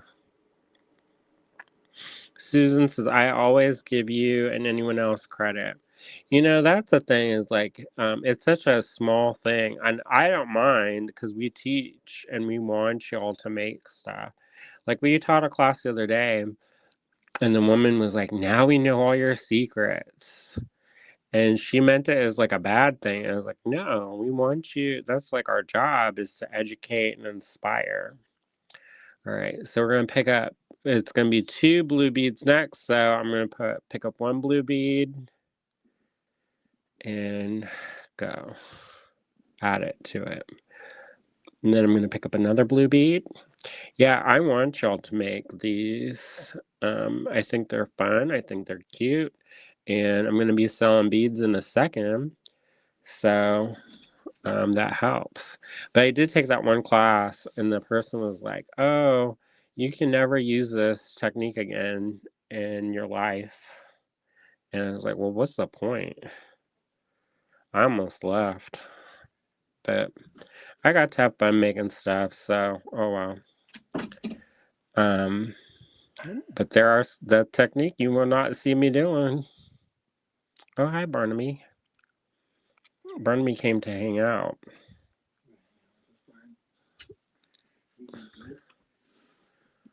All right, so I added 2 white beads. The next thing I'm going to do is I'm going to add 1 blue bead. And then we're going to finish out this row with 2 white. All right. So, yeah. How's it going? Okay. I don't know if this is really, I don't know if people like it when I show stitching because it's not real exciting. I mean, it's exciting for me, but it's kind of like watching paint dry for y'all, I guess. I don't know. I do try to tell stories, so it's not completely like. Yeah, it's usually a pretty good story time. I try. Oh, I just needed 1 white bead, not 2. All right. So next thing I'm going to do is the next row has 3 white beads, 1 blue bead, 1 white bead, 1 blue bead, 3 white beads. And we'll go through that again. So I'm starting a row. So I'm picking up 2 white. I'm not going to go into the thread bridge right here. I'm going to go to the thread bridge right there, the second one over. And that seems so wonkadoodle. People are like, what are you doing? But it just is easier. And see how it kind of sits off to the side like that? All you do is you just push that. And look, it sits right now. But I'm going to go through all of my beadwork. I like to go through a couple different times. So I guess in theory, you could add just 1 white bead and come up through. I mean, there's the thing is like about seed beading is there's a lot of ways to crack a nut. So, so if you have a different way of starting a new row on a decrease, do that if you're more comfortable. If you want to just add 1 bead, go on ahead. It's not gonna hurt me, you know. However, it looks the same. I mean, the finished projects of this, if you do this and you do it, you can probably even do I don't know about peyote, but you can probably do this a bunch of different ways and still come out pretty good. All right. So next thing I'm going to do is I added there's just so I'll do another white bead. Michelle says, fun seeing the design develop. Lennis says, I like it, but this vertical picture is hard to see. Maybe I'll watch again on the TV instead of the tablet. You know, somebody else was saying that, but It's Android tablets. is it Android tablets? Maybe because both people, I think Lennis has an Android. She has a Galaxy, I think. Oh. I think both people who mentioned it were on Android tablets. Maybe there's something weird with the Android app. I don't know.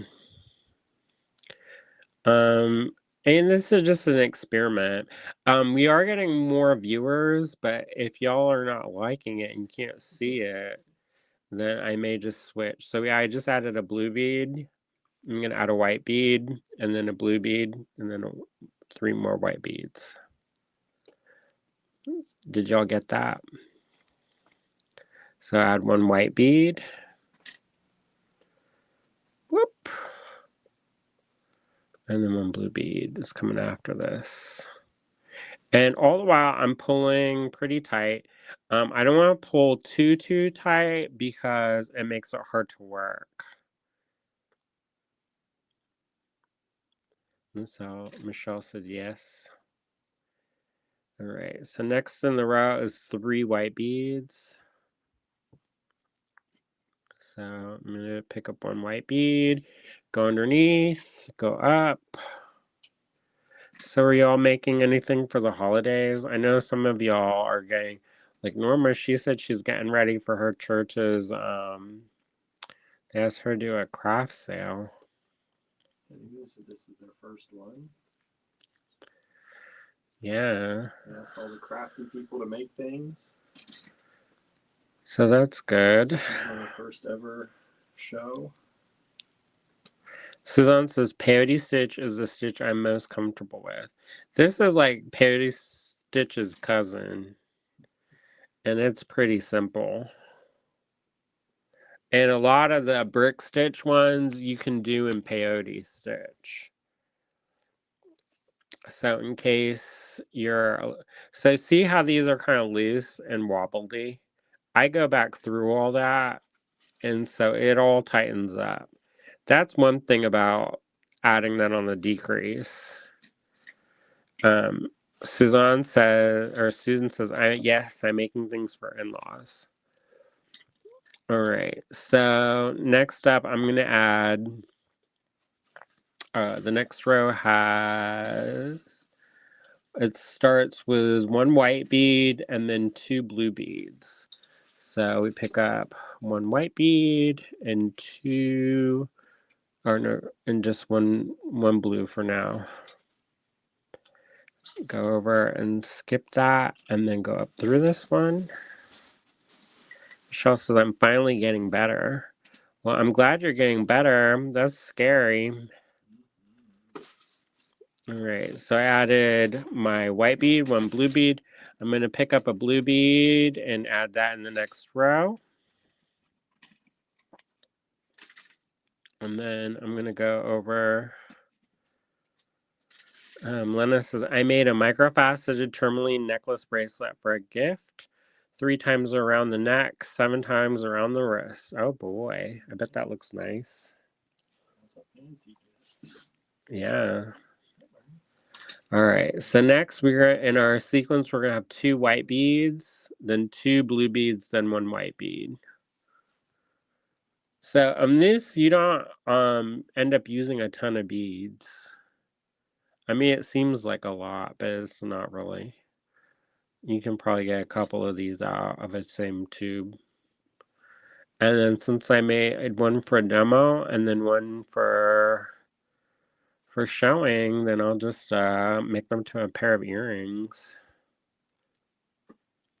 I don't know where those cat heads are that I made, but in theory I should have those. Put those out. Michelle said this is an easy pattern and fun. Yeah, it's super easy. It's basic, y'all. It's not like, it's a beginner pattern. Yeah. I mean, I just whipped this up literally while we were going up the stairs, pretty much. Yeah, it wasn't done when I started the live. No.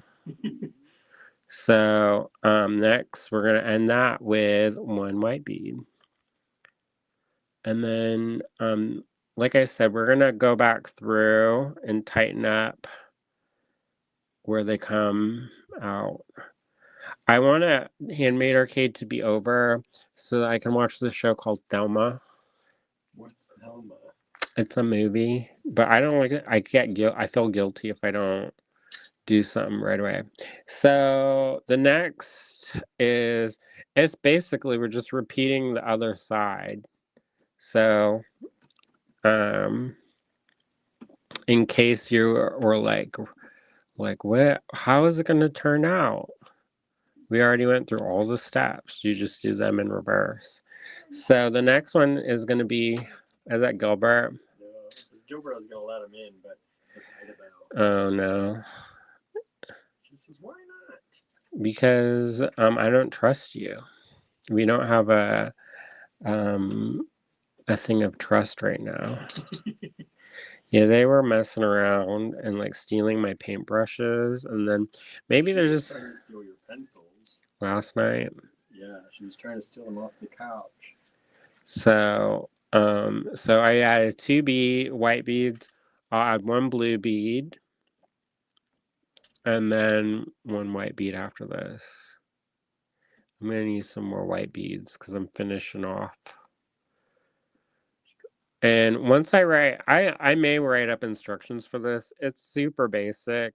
It seems like a lot because I'm just talking it at you, but really it's not super complicated. What I'm gonna do is I'll do like row 1, and then I'll put A B A,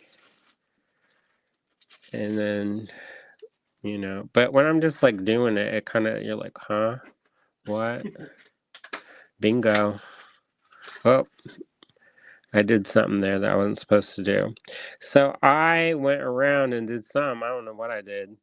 Oh, I see what I did. I went up through that and tied it into a knot. So don't do that. Go up through that bead whenever you add it.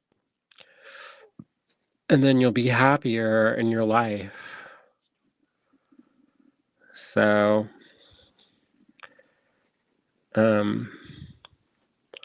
yeah. You go under the thread bridge and then up through the bead. All right, so next in this is 2 white beads, so I'll have to add some more. And then I'm almost finished. And then the end of the piece is 1, 2, 3, 4, 5, 6. So we end on 6. So I'll need 7. Wait, how many of them will I need?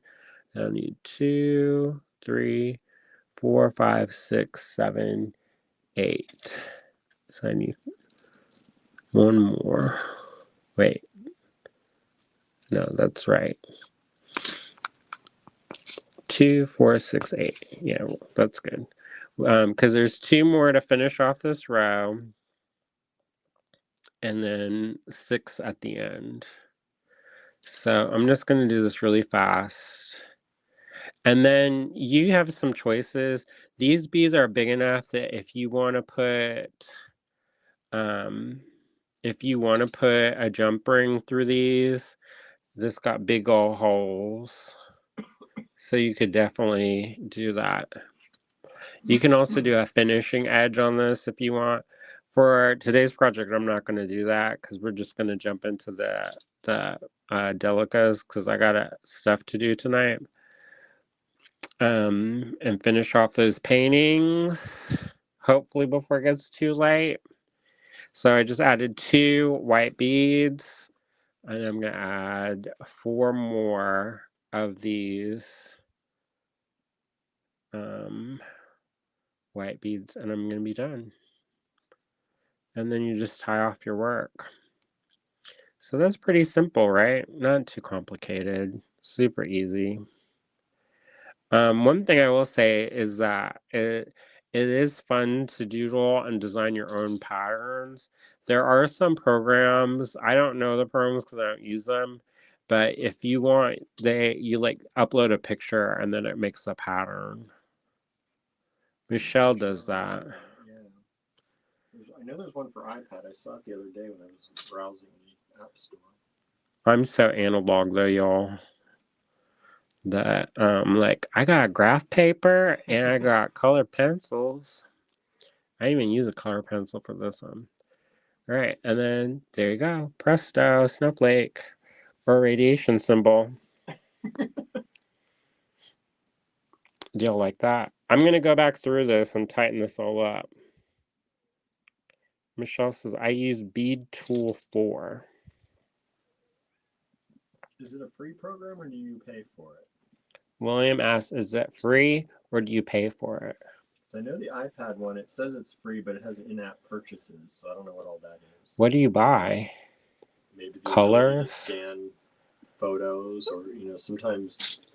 Anna says it's cute. Thanks. So this would make a good. I would say they're light enough that you could put these and make them into earrings, or if you wanted to, you could make this into a pendant. And depending on the colors you use, it'll really jazz this up. Like right now, it's a little bit, I don't want to say basic, but you can really jazz it up with the finishes of the beads that you use. So just keep that in mind. Oh, can you fix these prices real quick? These two over here. All right. Michelle says they have both. No, these ones. I didn't do that. The lower price on that. And then this is the paid you keep what you made, only a one-time payment. Oh, good. All right. So if you make these, let me know. I want to see. I should do an AG live challenge. Ha ha ha. That would be something. Learn it and then do it right now. Right now. If Cheryl was watching, she did that one time. And she made that cat like real fast. Here, if you want to screenshot the pattern. I don't know if y'all can see that.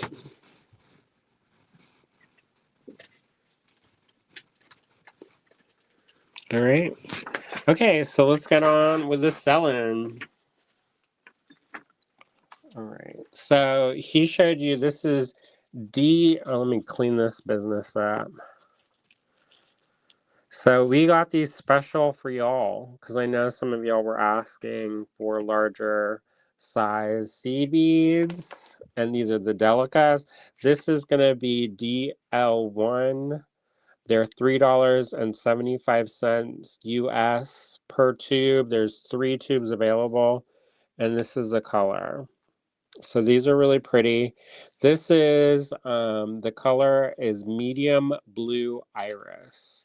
So the iris is kind of like that funky peacock color. All right, and they come in 6.8 gram tubes approximately. And that's the color thing. You can look up the prices and you can see we're offering pretty good price. Better than some people's prices. Did I say that out loud? I did. And they're new tubes. These aren't vintage. These are new. All right. So DL1, and it's $3.75. I don't know. Did you have these up? You don't have the. So far, no claims. That's fine. And then he just showed that real quick. All right. Let me put this in. And we only have, what, 25 lots tonight? So I'll go through this as quick as I can. Oh, I see some. DL1. Oh, thanks. That's from like an hour ago. So this is DL2. This is 365. There's 3 tubes of this available.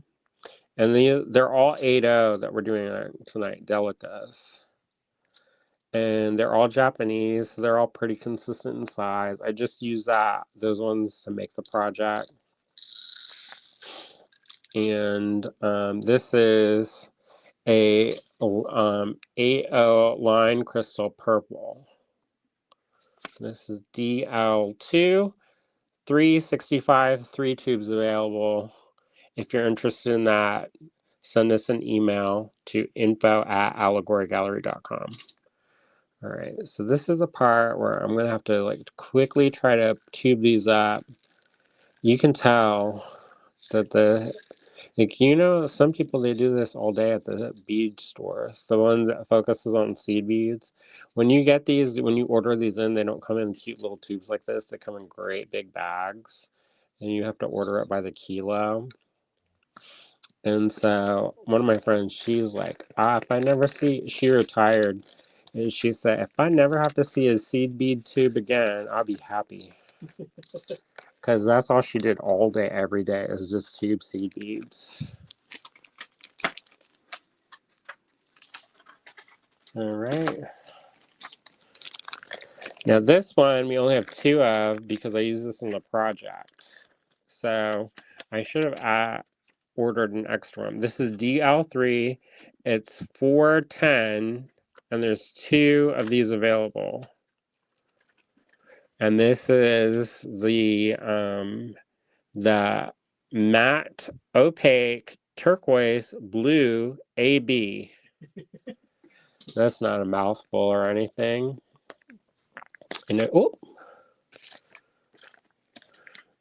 there it is. So there you go. In theory, if we had, well, never mind. We just have to go through. See, this is DL3.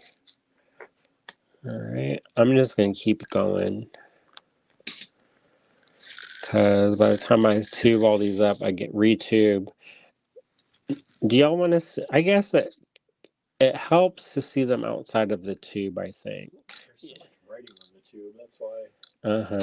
Usually we just tube them ourselves, and we don't have a fancy label.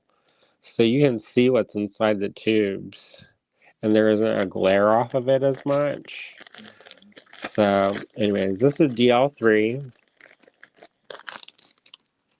And then we're going to do DL4 next. DL4 is $3.65. It was $4.25. That's suggested manufacturer retail. So we're selling them less. And this is also a blue. This is basically the version of that that's not matte. So the other one is matte. This is not matte. This is shiny AB turquoise. So this is opaque turquoise AB. And this is DL4, $3.65 a tube. And we have 3 of those available. So is anybody else making anything for the holidays? I feel like I've been making stuff for the holidays since like August.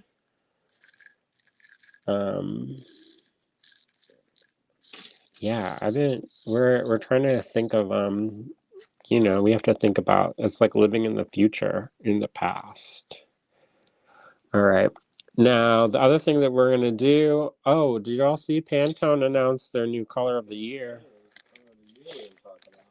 Because I saw that. It was chocolate. Oh, is there? Yeah. Mocha, mocha, mocha?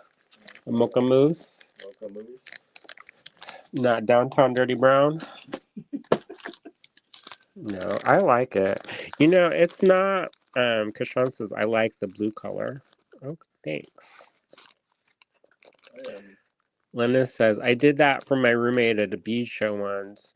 Each night we weighed out beads for her kids to sell the next day. Well, you a nice roommate. You got love in your heart, because I'd be like, when I go to the beach shows, I'm like, I'm going to go to dinner and have fun with my friends. Oh, Danielle says, I received my order yesterday and everything is wonderful. Oh, good. Wonderful. Oh, and Danielle, if you think of any cutout designs you want, I'll make it for you special. I have these special acrylic, this like shampoo Rainbow Nation. You've been jonesing to use them. I know. I can't wait until the show's over so that I can make just go hog wild. I have enamel projects up to my arm and then some of things I want to make, and I can't wait. So excited. William keeps trying to fill up my December with stuff. I'm like, no more after this. What am I filling up? He's like, oh, and then they have this one extra meeting that you could go to for. And I was like, maybe you go. So this is DL5, 380 a tube, 3 tubes available. This is transparent mauve AB. That's a pretty mauve. Danielle says, oh, that sounds awesome. Yeah, so let me know. Be like, a possum inside a heart. I don't know. I'll draw it up and we'll see what we get. Anne says, yes, that Pantone color sounds delicious. I think the Pantone colors are fun, whatever they are. Some of them I love more than others, but I always try to push myself, even if it's not a color that I usually work with, just because it's nice. It's like a year-long design prompt. And if I don't like it, I don't have to use it. But it is nice to think about it because they put so much time and energy into picking the colors. I kind of feel like they're giving you all this information for free, and you might as well like maybe try it. Okay, this is DL6 365. I've got 3 of those available. And it says, yes, Pantone is a creative challenge. All right, whoa. All right, I don't know if you're getting the best view of these. But this is lined dark topaz AB. This is topaz, but it does not look like that at all. That looks kind of terrible. Oh, wow. It's like a dark topaz, y'all. I love the AB finishes, but it makes it kind of rainbow style. So if you're not a fan of that, then I love AB. What am I talking about? I'm getting wild. So this is DL6 365. And we're not really known for seed beading, but I would like to start doing more with seed beading. Just because I think it's such a cool medium, and there's a lot of stuff that you can do with it, and you don't have to spend a ton of money. You can spend maybe like $10 and have, a whole week or two worth of projects to make. All right, so this is DL7. It's $3.80 a tube. And these are, wow, these are really pretty. There's 3 of these available. And this is opaque cobalt AB. Doesn't that look nice? So it's DL7, and this is the original at the top. The marked out price is the original suggested market retail value. And that's how much we're going to charge in the store once we get them in the shop. Because that's how much you're supposed to charge. But we're giving you a little deal. Gotta make that Shopify or something money. And I love this little triangle. It's like, what did people do before the triangle? Pick them up one at a time. Oh, I just got a claim for DL7. Thank you so much. Pishon says, you do have the best of all colors. Well, thank you. We appreciate that. All right. Up next, this is the white that I used in the project tonight. This is DL8 365. Only 2 available because I used one tonight. And this is just white. Opaque chalk white. Sounds real fancy. It's funny, we were watching a show the other night, and she gets time travel to the future, and she becomes like a nanny.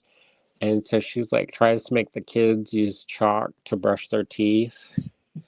And they're like, what are we doing? They actually don't show it, they just talk about it. But in my mind, it was hilarious. If I could ever open this tube. Now, when you open these, you gently twist and pull. And then you don't have to pick beads up. Because sometimes you don't know your own strengths. All right, this is a white that we used earlier. So this is DL8 365 a tube, 2 available. That's not popping tonight for seed beads, but we're not really known for seed beads, so, but we do have some. We got these special for y'all. When I placed the order, they're like, are you all right? This isn't like your normal order. Our normal order is like pliers. Which we got a restock on crimping pliers. So if you need crimping pliers, we got 5 sets of those in restock. What else do we got restock? We got restock on Fireline because I needed it for a project. Oh, we got a claim for DL8. All right, this is DL9. I have 3 of these available. And it's so funny because I just looked at it. Like, I'm not going to be able to visually count 3. Boy, you can tell I'm tired. $3.65 is how much it costs per tube. These sure are pretty. This is the Sparkle Gold Line Crystal. You all know how I like gold. This looks kind of like that mocha latte chocolatate. Kinda, but it's gold. Gold lined. Now, some of the lining sometimes comes off if you thread the needle through a little bit too much, but not like annoyingly so. So if you just have if you use it in a regular and reasonable fashion, then you don't have to worry. But if you start like scraping it and stuff, then you know that's life. All right. I'm trying to be faster, and then I spill them more. So I don't know what that says. Hurry up to slow down, I guess. But I'm excited for Handmade Arcade this weekend. We've been working really hard. If nothing else, we'll have like a junk ton of buttons. They'll call me the Button Man. Bedazzle my whole entire body full of buttons.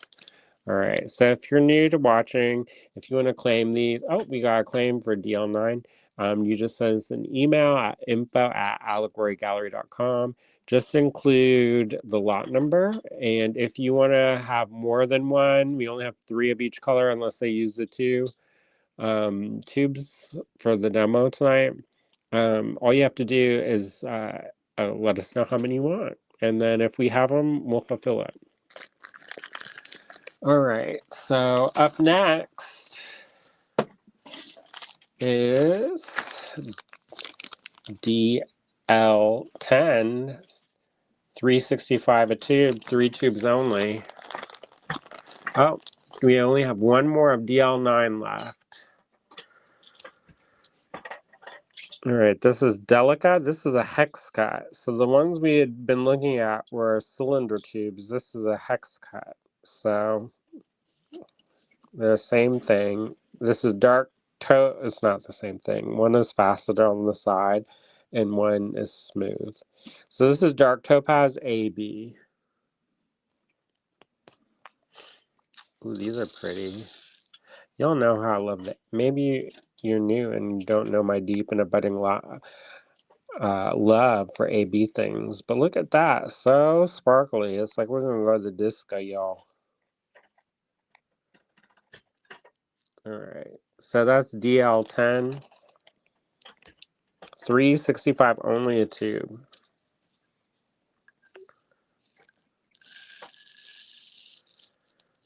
All right. We get any claims for that? DL10. That's dark topaz AB finish. Hex cut. Some people they don't like the hex cut. I don't mind it. I think it just gives it another facet and makes it sparkly. So just another way of adding a little bit of razzle dazzle to your project. Now the fun thing is if you don't do bead weaving, this is still useful for spacers. So don't worry if you're like I don't want to bead weave. You don't have to. You can use them as spacers. Oh, we got one claim for DL10. Oh, we got a claim for 2 for DL10. So DL10 is now sold out. Thank you so much. Thank you, everybody. Kashan says, you have a talent. Well, thank you. I try hard. Michelle says, also, if you need an order of Delicas, you can send an email to AG. That's correct. And we'll order them for you. It takes a wee bit longer, but you know, you're supporting a small business. Also, I've ordered from some of the places, like the bigger boxes for Delicas, and when I got them, they're all wrong. And so I think they didn't know what they were doing, so they just put different colors of seed beads in a box. And I was like, we don't have to go over this order because none of these are right. Anyways. Oh, these are fun. So this is 8-0 Line Crystal Pale Yellow Luster. This is so pretty, and Easter go great with some mocha latte, mocha madness. That's what I like about it. I said about that mocha, that color. What is it called again? Mocha mousse. Mocha mousse. Oh, I'm in the mood for some chocolate ice cream right now. But it goes with so many other colors. Yeah, well, we work a lot with wood, so the wood has a natural brown color to it. So I don't, we already use it. At first I was like, because I wanted something like, I was like the Technicolor ones. I'm like, oh, I want it to be razzle dazzle blue or cherry poppin' red, and then they're like brown. But at first I was like, oh. I've never not liked one of their picks. I may not use it as much, but I've never openly had a violent physical reaction to it. Now, if they're like Unikite, I've been like, even that, I'm sure I could grow into it, but you haven't yet, though. It's only been a couple decades. I wonder what Delicas.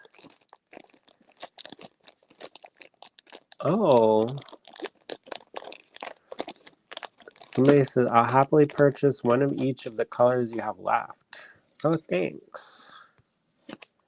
That's nice. We got more colors, though. Oh, we have 25. Still going? Yeah, all right, this is a real pretty color. Ooh, boy. Talk about razzle dazzle raspberry. What is this called? This is called Sparkle Rose Line Crystal. That's pretty. You know what these remind me of? Did you ever, and this is late 80s, early 90s, but they had these plastic beads that you would arrange into a picture, and then you smush it with the iron and a piece of wax paper, and then the plastic would fuse together, and then you would we made placemats and Christmas ornaments and stuff. Were people just doing that a few years ago too? Uh-huh. It came back, and I was like, what?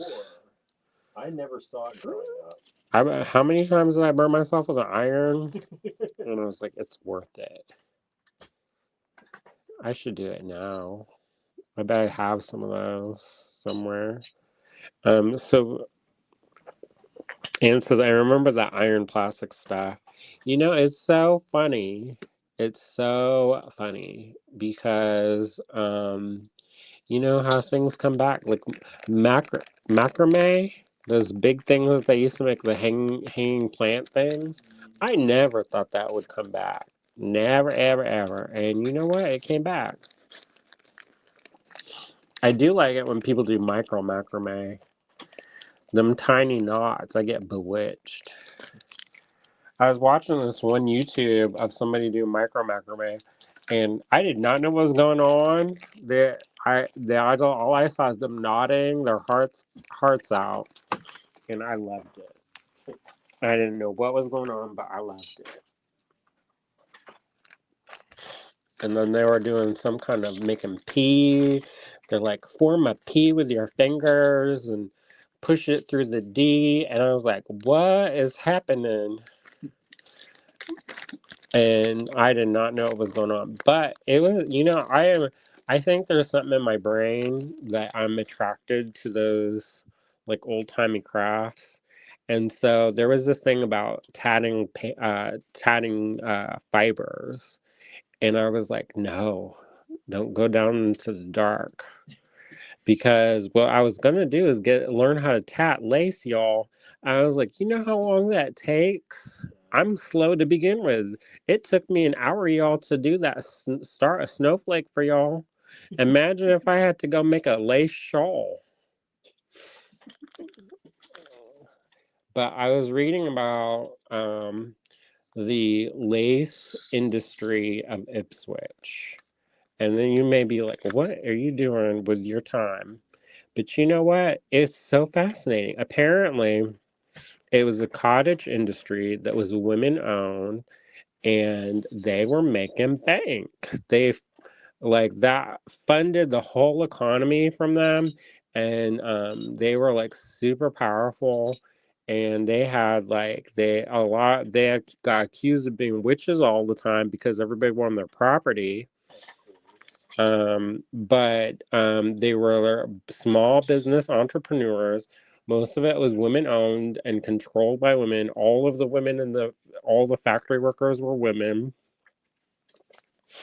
And there was this big to do. And at one point, I could be making this up, so you may have to fact check this. But at one point, people got so afraid of them that they locked the factory and burnt everybody inside. What? To get rid of them. But I could have made that up, so maybe. I read a lot of fiction too, so Watching a lot of movies. yeah. I don't think I saw a movie about that. Oh, yeah, this one was real beautiful. It was called Transparent Green AB. They look like emeralds to me. That's DL13 380 a tube. And did you know that they cook emeralds in oil?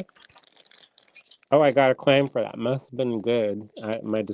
I should talk less about the beads and talk more about made up stories. And then there you go.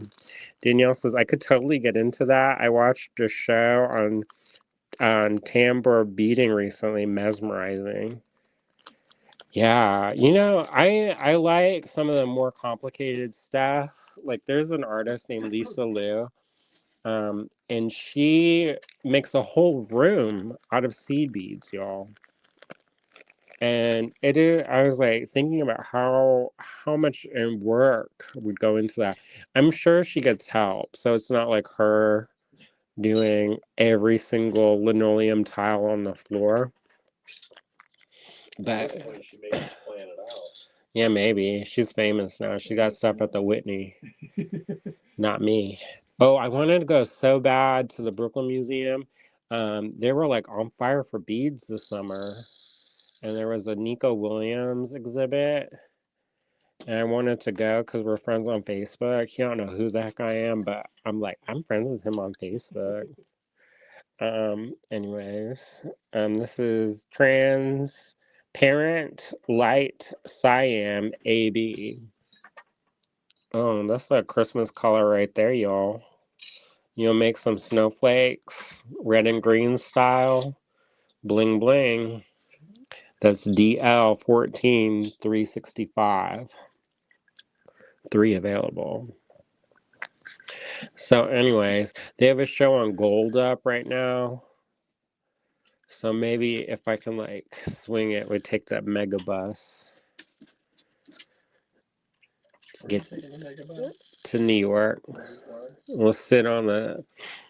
We'll go to the museum and then see the show and then go back on the bus. I'll bring my seed beads and needle and thread. Oh, I got a claim for DL14. It's working. Just talk about everything but the beads and people start getting it. But there's a show on Gold and I really want to go to see it.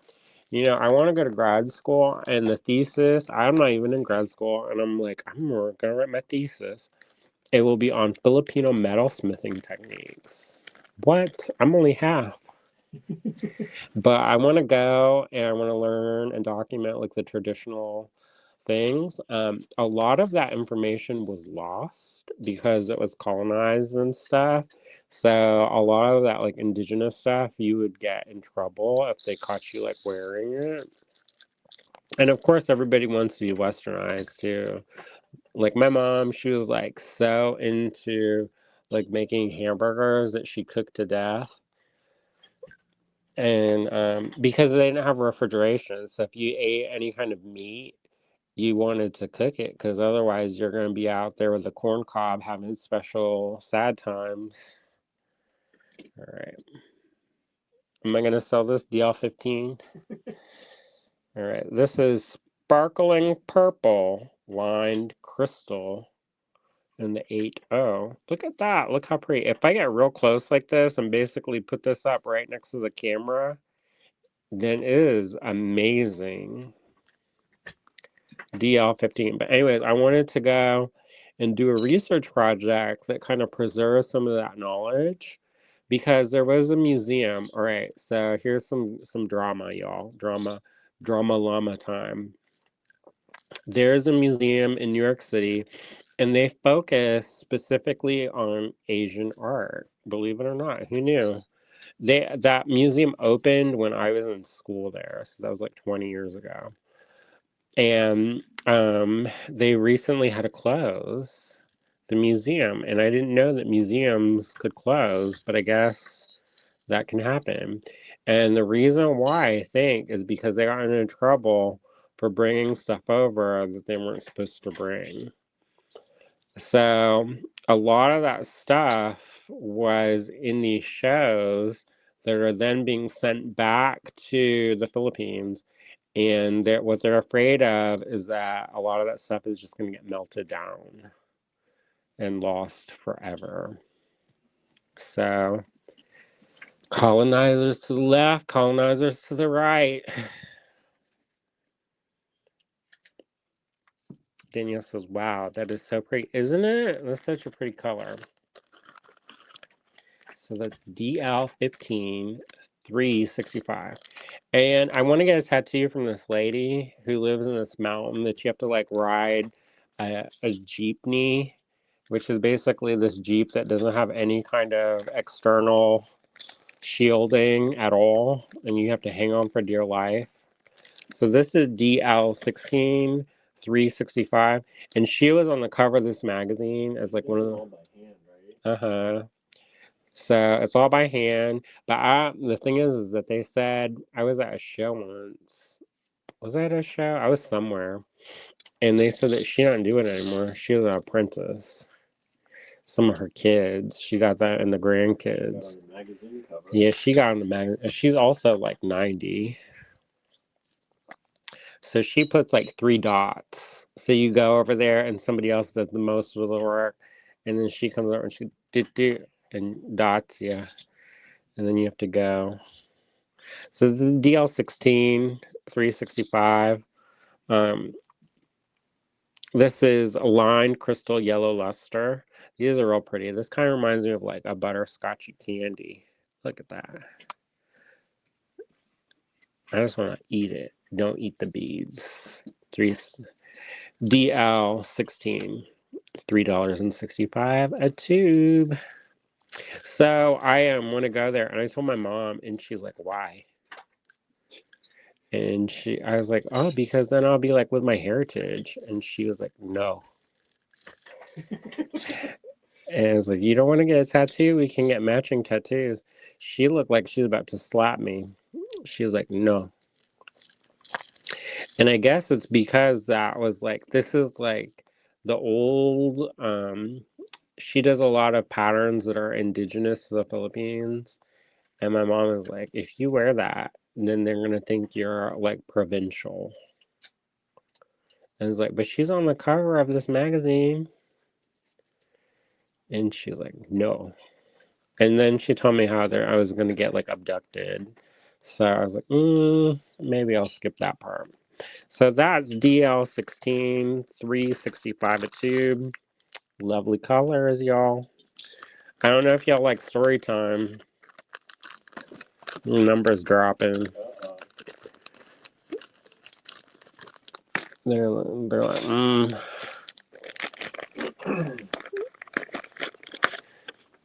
DL 365. Oh, this one's pretty.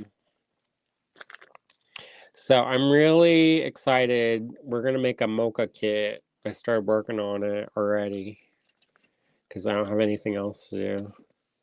But I woke up. I set my alarm for it. I watched that thing real quick in the bed quietly. For what? For the announcement. A Pantone. Mm-hmm. All right, so this is DL 17. This is Sparkle Peridot Line Crystal. This is like a celery green. That's so pretty. I love that. I'd like that with like a cream color. That looks very cool. So I would love to do that. Go to the Philippines and get tattooed and go and learn the traditional metalsmithing style. And the cool thing is a lot of stuff is like the same technology. There's an artist, his name is Matthew Chimene. I'm probably butchering that left and right. And he lives in Quebec. And he wrote this book called Legacy. And he goes to Northern Africa and like documents the metalsmiths there. And he wrote another book, and I can't remember the name of it because it's in a different word. And it shows them making, they call it an anvil. What is it? The Tuareg? Yeah, he goes in the Tuareg tribe and documented that. And they showed them making what they call an anvil. And it's called a ground anvil. And it's basically a stake that they made. I made one just like that the day before in blacksmithing. The same technique, same everything. The only thing is I had shoes on.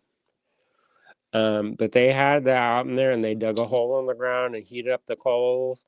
This one, we heat up charcoal in the thing and we had an electric fan blower. But otherwise, it's basically the same thing. And then I was like, it's so funny that even though like half a world away, we still are using the same tools, same technology. And this one is called Opaque Cream. Oh, that'd be real pretty with that celery, y'all. It would.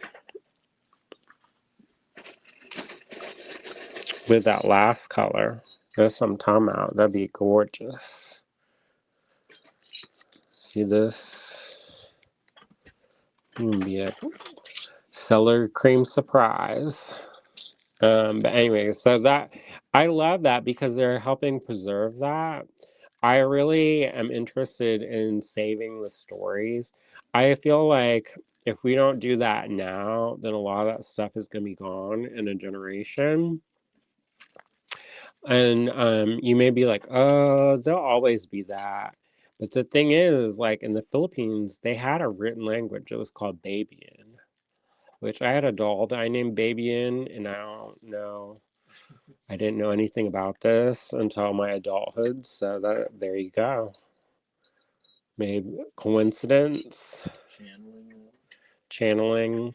My grandmother on my mom's side, and no, you probably don't know but I always say So, but anyway, so my grandma on my mom's side, before she got married and started having kids, she used to travel around the country selling jewelry. And she had aspirations of like making her own jewelry and selling it. And I did not know that until I was a grown adult and already had a bead store for years and years. So it's almost like I'm living her best life. Because that's what I do now for a living. I travel the country making jewelry and other stuff. All right, DL 365. So the other thing that we did is we went to Bottleworks/Artworks in Johnstown and Cambria City, and we looked at some artwork that I made. I'm in a show right now there. So if you're in Johnstown, make a point to stop on by and check that out. So this is lined crystal pale salmon. I didn't pronounce the L, y'all, but I'm always tempted to. I was in France and they pronounce the L. Do they? Salmon. Salmon. I tried order because they wanted me to order in English. I was in a small little town and they're like, "We're practicing our English. Can you order in English?" I'm like, "Sure." And I kept saying salmon, salmon, and they're like, "What do you want?" Oh. It was not registering What it was. what Even it was. salmon. Salmon. Between salmon and salmon, I think I could figure it out. I know, for some reason. I could figure that one out. For some reason, they could not. They didn't want to. That's what that's called. Well, sometimes when you're in another language, you do like get caught up on the weirdest little things. Oh, really? I'm really good about food. You know, see, here I go again saying, y'all don't know that I took French in high school. So I took French in high school and I was terrible at it. I mean, I was extra terrible. Like, I had to, like, the teacher actually had to pull me aside and she was like, "Are you sure you want to keep going with this?" And I was like, "All right." But then they did food. And then I let my true colors shine. Because I could memorize the food. I was like, "Hamon." And they were like, "That's right. That's correct. You actually got one once." And then they made us have names in French. What was your French name? Some that sound like Andrew. Because some people were trying to be like extra fancy, and they picked like these like really different names so they could be like incognito. And I was like, if I did that, somebody would be like, "Watch out for the bus," and then I get hit. And so I always call it salmon just cause. Well, or slamon, slamon, SLAMMON. The slammin' salmon. That sounds like a bar in Florida. Brooke's watching. She says hi, everyone. Hi, Brooke. Hello, Brooke. It's been a minute. It's D20, 380. We just doing story times and got beads going in the background. I hope y'all like the beads because we ordered them just for you. And we got, I'm trying to put a good price on these. Below retail. Saving.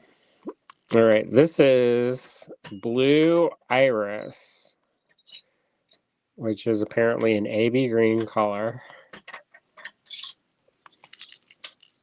Is that too close? That's too close. That's probably why y'all probably stopped watching, because it's like real close or real far away. So this is DL20. This one's a little bit more expensive at $3.80 a tube. Whole 15 cents more. I was thinking, I was like, you know what? What if I made my own seed beads? What? And then I one of my friends, one of my friends named Kathy Van Cleet, she makes her own clay and stuff, and it's like a raw clay. And she makes like a lot of the stuff that she like weaves her own. You know what it is that light. There's not another light. That's what I said. You need to put on the second light. But I'm working with like half a brain, y'all. Yeah. We're both a little fried. He's especially. Mm-hmm. So now you can actually see the colors. What my night's gonna be like tonight. I say don't get too stressed. We'll just wake up real early tomorrow, and then I can help you. He's like, "No, thank you." You may have noticed, but I'm a little bit bossy. Well, maybe that'll be all right at this point. 365. I call it leadership skills. I used to think that I was like the wind beneath the wings. That's just generational trauma. No, I'm bossy. I was supposed to go to a meeting and I felt like hot trash, so I didn't go. This is DL21. It's $3.65 a tube, and it's a AB. AB, what's it called? AB White Opal. That's pretty. There you go. If you want to do wintertime, there you go. You know the opal. You don't know, maybe. Maybe you do know. The opal and the enamel, I'm gonna get it one of these days. One of these days, I'm gonna figure out and crack that code.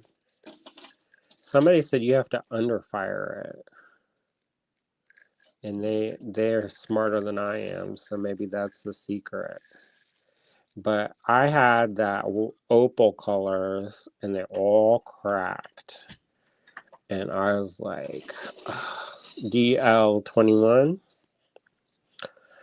Brooke says, I took French in school too. Most people took a French version of their own name, but mine doesn't really have an equivalent. But I played D&D and was used to going by a new name for a few hours. Oh, that's good. Brooke says, perfect neutral shade, especially paired with Ceylon and Silverline colors. Yeah, I agree. Get that nice, beautiful luster. We only have 5 more colors left, so if you're enjoying story time, we probably won't go live tomorrow night. We may check in at some point, but they sometimes have music playing, so we don't want to get kicked off our channel. Ooh, is this one chocolate mocha mokama? It's opaque chocolate. Chocolat. See, they spelled it without the E, so chocolat. I love that movie, by the way. That's probably one of my favorite movies. Chocolat. Food related. Huh? Of course, food related. I'm food motivated, if y'all didn't notice. So this is brown. This is also called brown. But that looks like chocolate. If I didn't know any better, I would put that in a cake. You chip your teeth and have to go to the emergency room. Chocolate sprinkles. Yeah, that's the forbidden sprinkles. Anna says, I'd love to see your display tomorrow. We're going to try to show it if they don't have music playing. If they do, then we'll take pictures. I don't know if we can mute it. But it's DL22. I don't know what our display is going to look like tomorrow. Yeah, it'll probably look similar to how it looks every time. But we have all these ornaments, and we don't have a tree to hang it on. So I was going to buy a tree today, but the shortest tree, I wanted a shorty tree. The shortest one was 4 feet. I was like, 4 feet on a table. It's pretty big. That's pretty towering. Yeah, I don't want to hold that. And it's not big enough to set beside the table, but it's too big to put on the table. Yeah, I don't want to do that. We'll just spread that out. Oh, we got some claims for it. DL22. Thank you so much. So if you didn't know, we're also having a little sale. Shh, don't tell anybody. No, do tell everybody. Tell everybody and their friends. And because we're in the running for an early loan payoff, which it doesn't sound that exciting, but I feel like I'm on that. You know, when they win the appliances on The Price is Right, I would jump up and down for some new flooring. Yeah, we're adults now. I know. I was like, oh, don't you want to go on the trip? I know. And then people like, why are all these people choosing the dishwasher and the? uh-huh. You could go to a trip to New York, or you could go to France. Uh-huh. And they're like, I'll take the appliances, Bob. Uh-huh. Now I get it. I'm like, that's me. No fun. Like, you want to do new flooring in our house? Okay. Yeah, I would like openly weep. No. I showed a video. If you want to see how bad our flooring is, you can look at that video of Idabel with a water bowl. And that spot is particularly chewed up, so it's DL23. That's one of those things. This is also sparkling aqualine crystal. That's one of the things where when we bought the house, we were like, oh, we'll get that changed right away, and we'll, Yeah, that'll be the first thing on the list. That's the first thing on the list. You know how long it took for us to paint our cabinets? It took like a year. And for a year, we did not have cabinet doors. It's true. We did a Thanksgiving. There's pictures in the background that there's no cabinet doors. Family over even. And I kind of liked it because you could see everything. It was colder though. Oh, was it? The cabinets keep the cold air out. Oh. You don't think they buffer that cold air from the outside? Think again. Anna says practical presents or wins are great. Yeah, tell me about it. I would love more. Brooke says you have to pay taxes on the game show winnings, so I think a lot of people take the goods and sell them immediately and pocket the post-tax cash. That makes sense too. That's a good idea. There didn't one of the dude from Survivor, the one that kept getting nickety doodah to make them throw them off their game. Didn't he get in trouble for tax evasion for not paying taxes on $1 million? I don't know. I thought he had to go to jail for that. Anne says, I really need new flooring too, but it's after some other thing. I don't know. I can't even see it now, except when people come over. Then I'm hyper aware of it. Yeah, but when we're here by ourselves, it's totally non-existent anymore. DL24. 365. The other thing is that I work a lot on the floor, so I don't necessarily want a new floor. Maybe if we pull up the flooring, it'll keep me a little 6x6 patch that I can set out, roll out. You're gonna have to learn to use a desk. Well, he's talking like that's gonna happen soon. Right. Maybe if we manifest it. I'm a big believer in the power of manifestation station. So this is sparkling turquoise line crystal. Isn't that pretty? That's DL24. That sounds pretty. Yeah. And it reminds me of that dress that Cher wore on that Mermaids. You don't remember that? Christina Ricci. I like that movie, and we watched that movie so many times. We had it memorized. Sheila was really into this movie. And my mom watched it, and she got so mad because there was premarital sex, and one of the characters was young, and she is like, "What are you planning, dirty girl?" And she got so mad, and she got mad at me. I was like, I'm 10.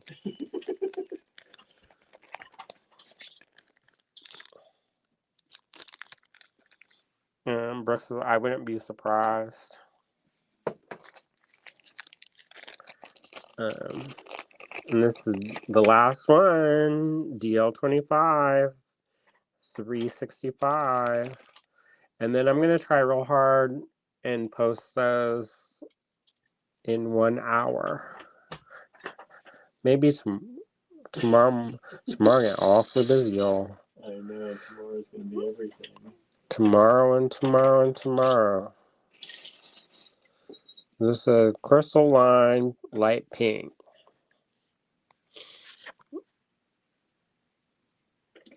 DL25, 365 a tube, 3 tubes available. Mayuki. That's a fun word, Mayuki. Alright, that's the last lot. Here, take a look at these. Oh, he's going to show you some stuff. He's been working away in the background. William. Ooh. Oh! Those are the new ones you haven't seen. The new one. I have not seen these. Let's hold on. Let me. Huh? We gotta make another Alright, well, we gonna go through. Y'all gonna see it. I don't have many of these because I've got a few sheets. I'm like, did I paint that? Dang, I'm good. Hey, you did that one. I didn't even know you did that one. Which one? The white crow. You sent it to me. Well, I done forgot. Look at this one. William been making them buttons. Oh. You may have heard him in the background. He was making buttons. Yeah, lots of buttons. Here's this painting. Do we still have this one? Or did I sell It's it? in the store. Oh. In the gemstone case. Look. I made that. And then he made it into a pin. I sold this one. How are they doing? Have you heard from them at all? Who's that? The folks that bought this one. Who bought that one? She does hair. And then she's not from here. She dressed up like O'Hara. Oh, I have not heard from them since we moved, but I have their phone number. They told us before we moved we should come over and hang out sometime. But that's been a while. And then there's a dancing cat. Michelle said she needed to go. She really enjoyed everything, though. Can you get me a tissue? Mm-hmm. Look, this cat is gonna break it down. Those cats came out a lot better than I thought they were going to. I want to do them all now. Oh, yeah? Yeah, I'm really happy with how those came out. The party cats. Party cat. That one turned out good. I liked it. Here's one of my crows. That one has the succulents. See, we used to grow succulents. Every time I'd go to Tucson, which I'd go once a year, I'd get a new succulent. And then we got kittens and they destroyed it. Barnaby and Gilbert. Bless their little destructive hearts. Ooh, look at this one. Devil Kitty. Miss Tallulah. Oh, you don't have Instagram. I don't know if anyone's saying anything over there. Oh.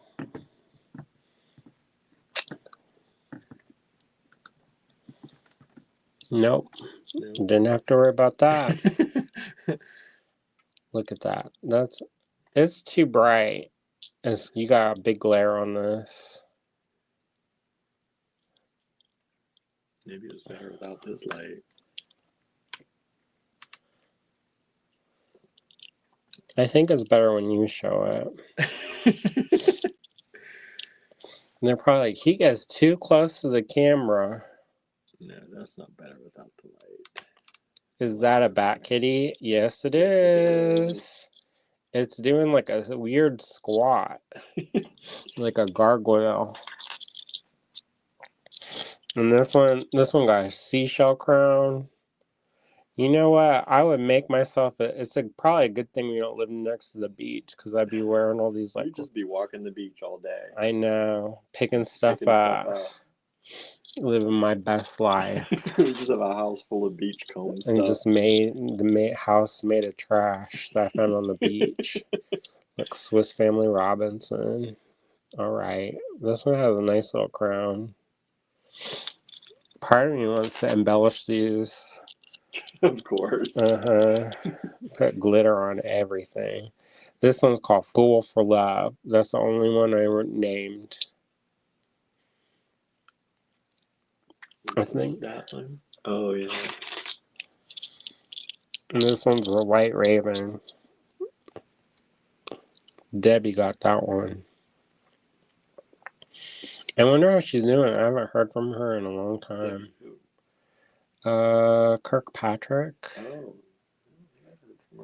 I had this in a show, and she got it at the show. And I was so pleased, because I was so worried, because I wasn't showing anything. It was the first time I'd showed anything in like 10 years. And I was afraid I wouldn't sell anything, not one thing. And all my stuff sold out. That's nice. At main exhibit.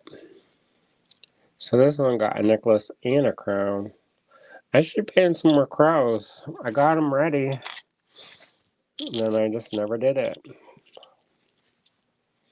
And so I need to live in a temperate climate where I can wear a jean jacket with different buttons every day. Yeah, me too. It's too chilly, but I also don't leave the house, so. This one's a phoenix, and it's got a fancy little headdress of flowers. Ooh, this one's called Rock Stacker.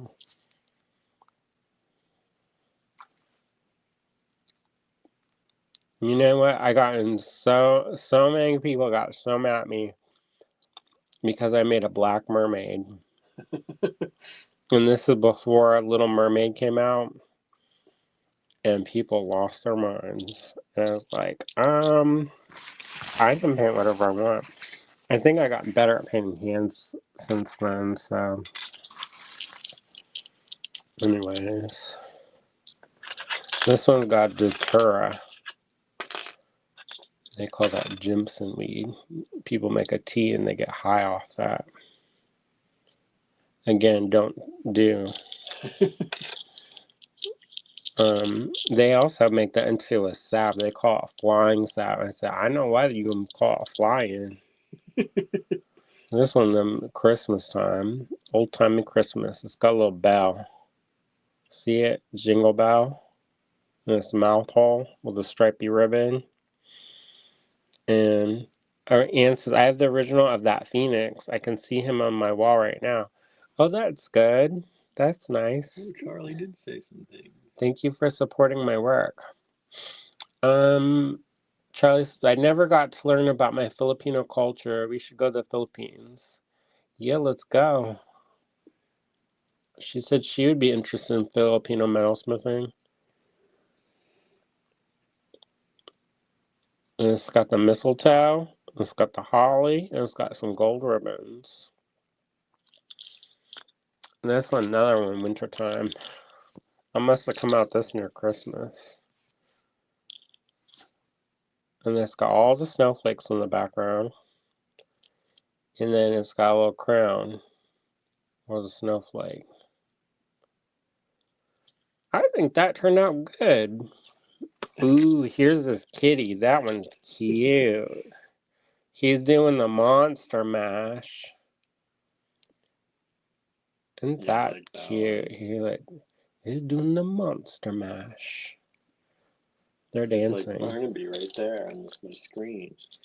Oh, it is. They're doing a dance. They're probably like, what kind of cold medicine is he on? None. This one's got the horn antlers. It looks perturbed.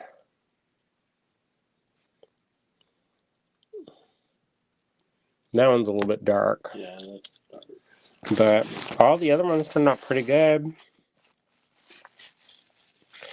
I like this little horn blower, dude. Mm-hmm. And this one, that's dang stinking cute. He's gonna do leapfrog. Anyways, that's gonna be at the Handmade Arcade. So it's a good thing I wore pants. Because I noticed you get a little sneak peek down below. Because I was, anyways, so here you go. All right, bye. Bye, everybody. William, do you want to flip it around? No, it's all right. All right. We got work to do. Thank you all so much for tuning in. Don't forget about our sale in the online store. Shop small to save 20% still. We reactivated that. We have a new Treasure Hunt Box 4.0 in the online store for $75. Takes it down to $60 only. Very limited number of those available. We'll start making them next week and shipping them out. And you get a free gift with every purchase for the sale. We're going to just include that in there. Oh. And then also we have, if you'd like to stay at a hotel. Oh, did you get the gift card? I did not. Well, if you want, we're giving away a gift card. Put it in your notes in your online order. Yeah, and just put hotel in the notes in your online order, and we'll enter you if you'd like to try to win that for the drawing for a $106 and something cent gift card. It's $100 in tax, Something like basically. that. Yeah. So there you go. There you go. All right. Thank you all so much. Thank you. Bye, everybody. See you.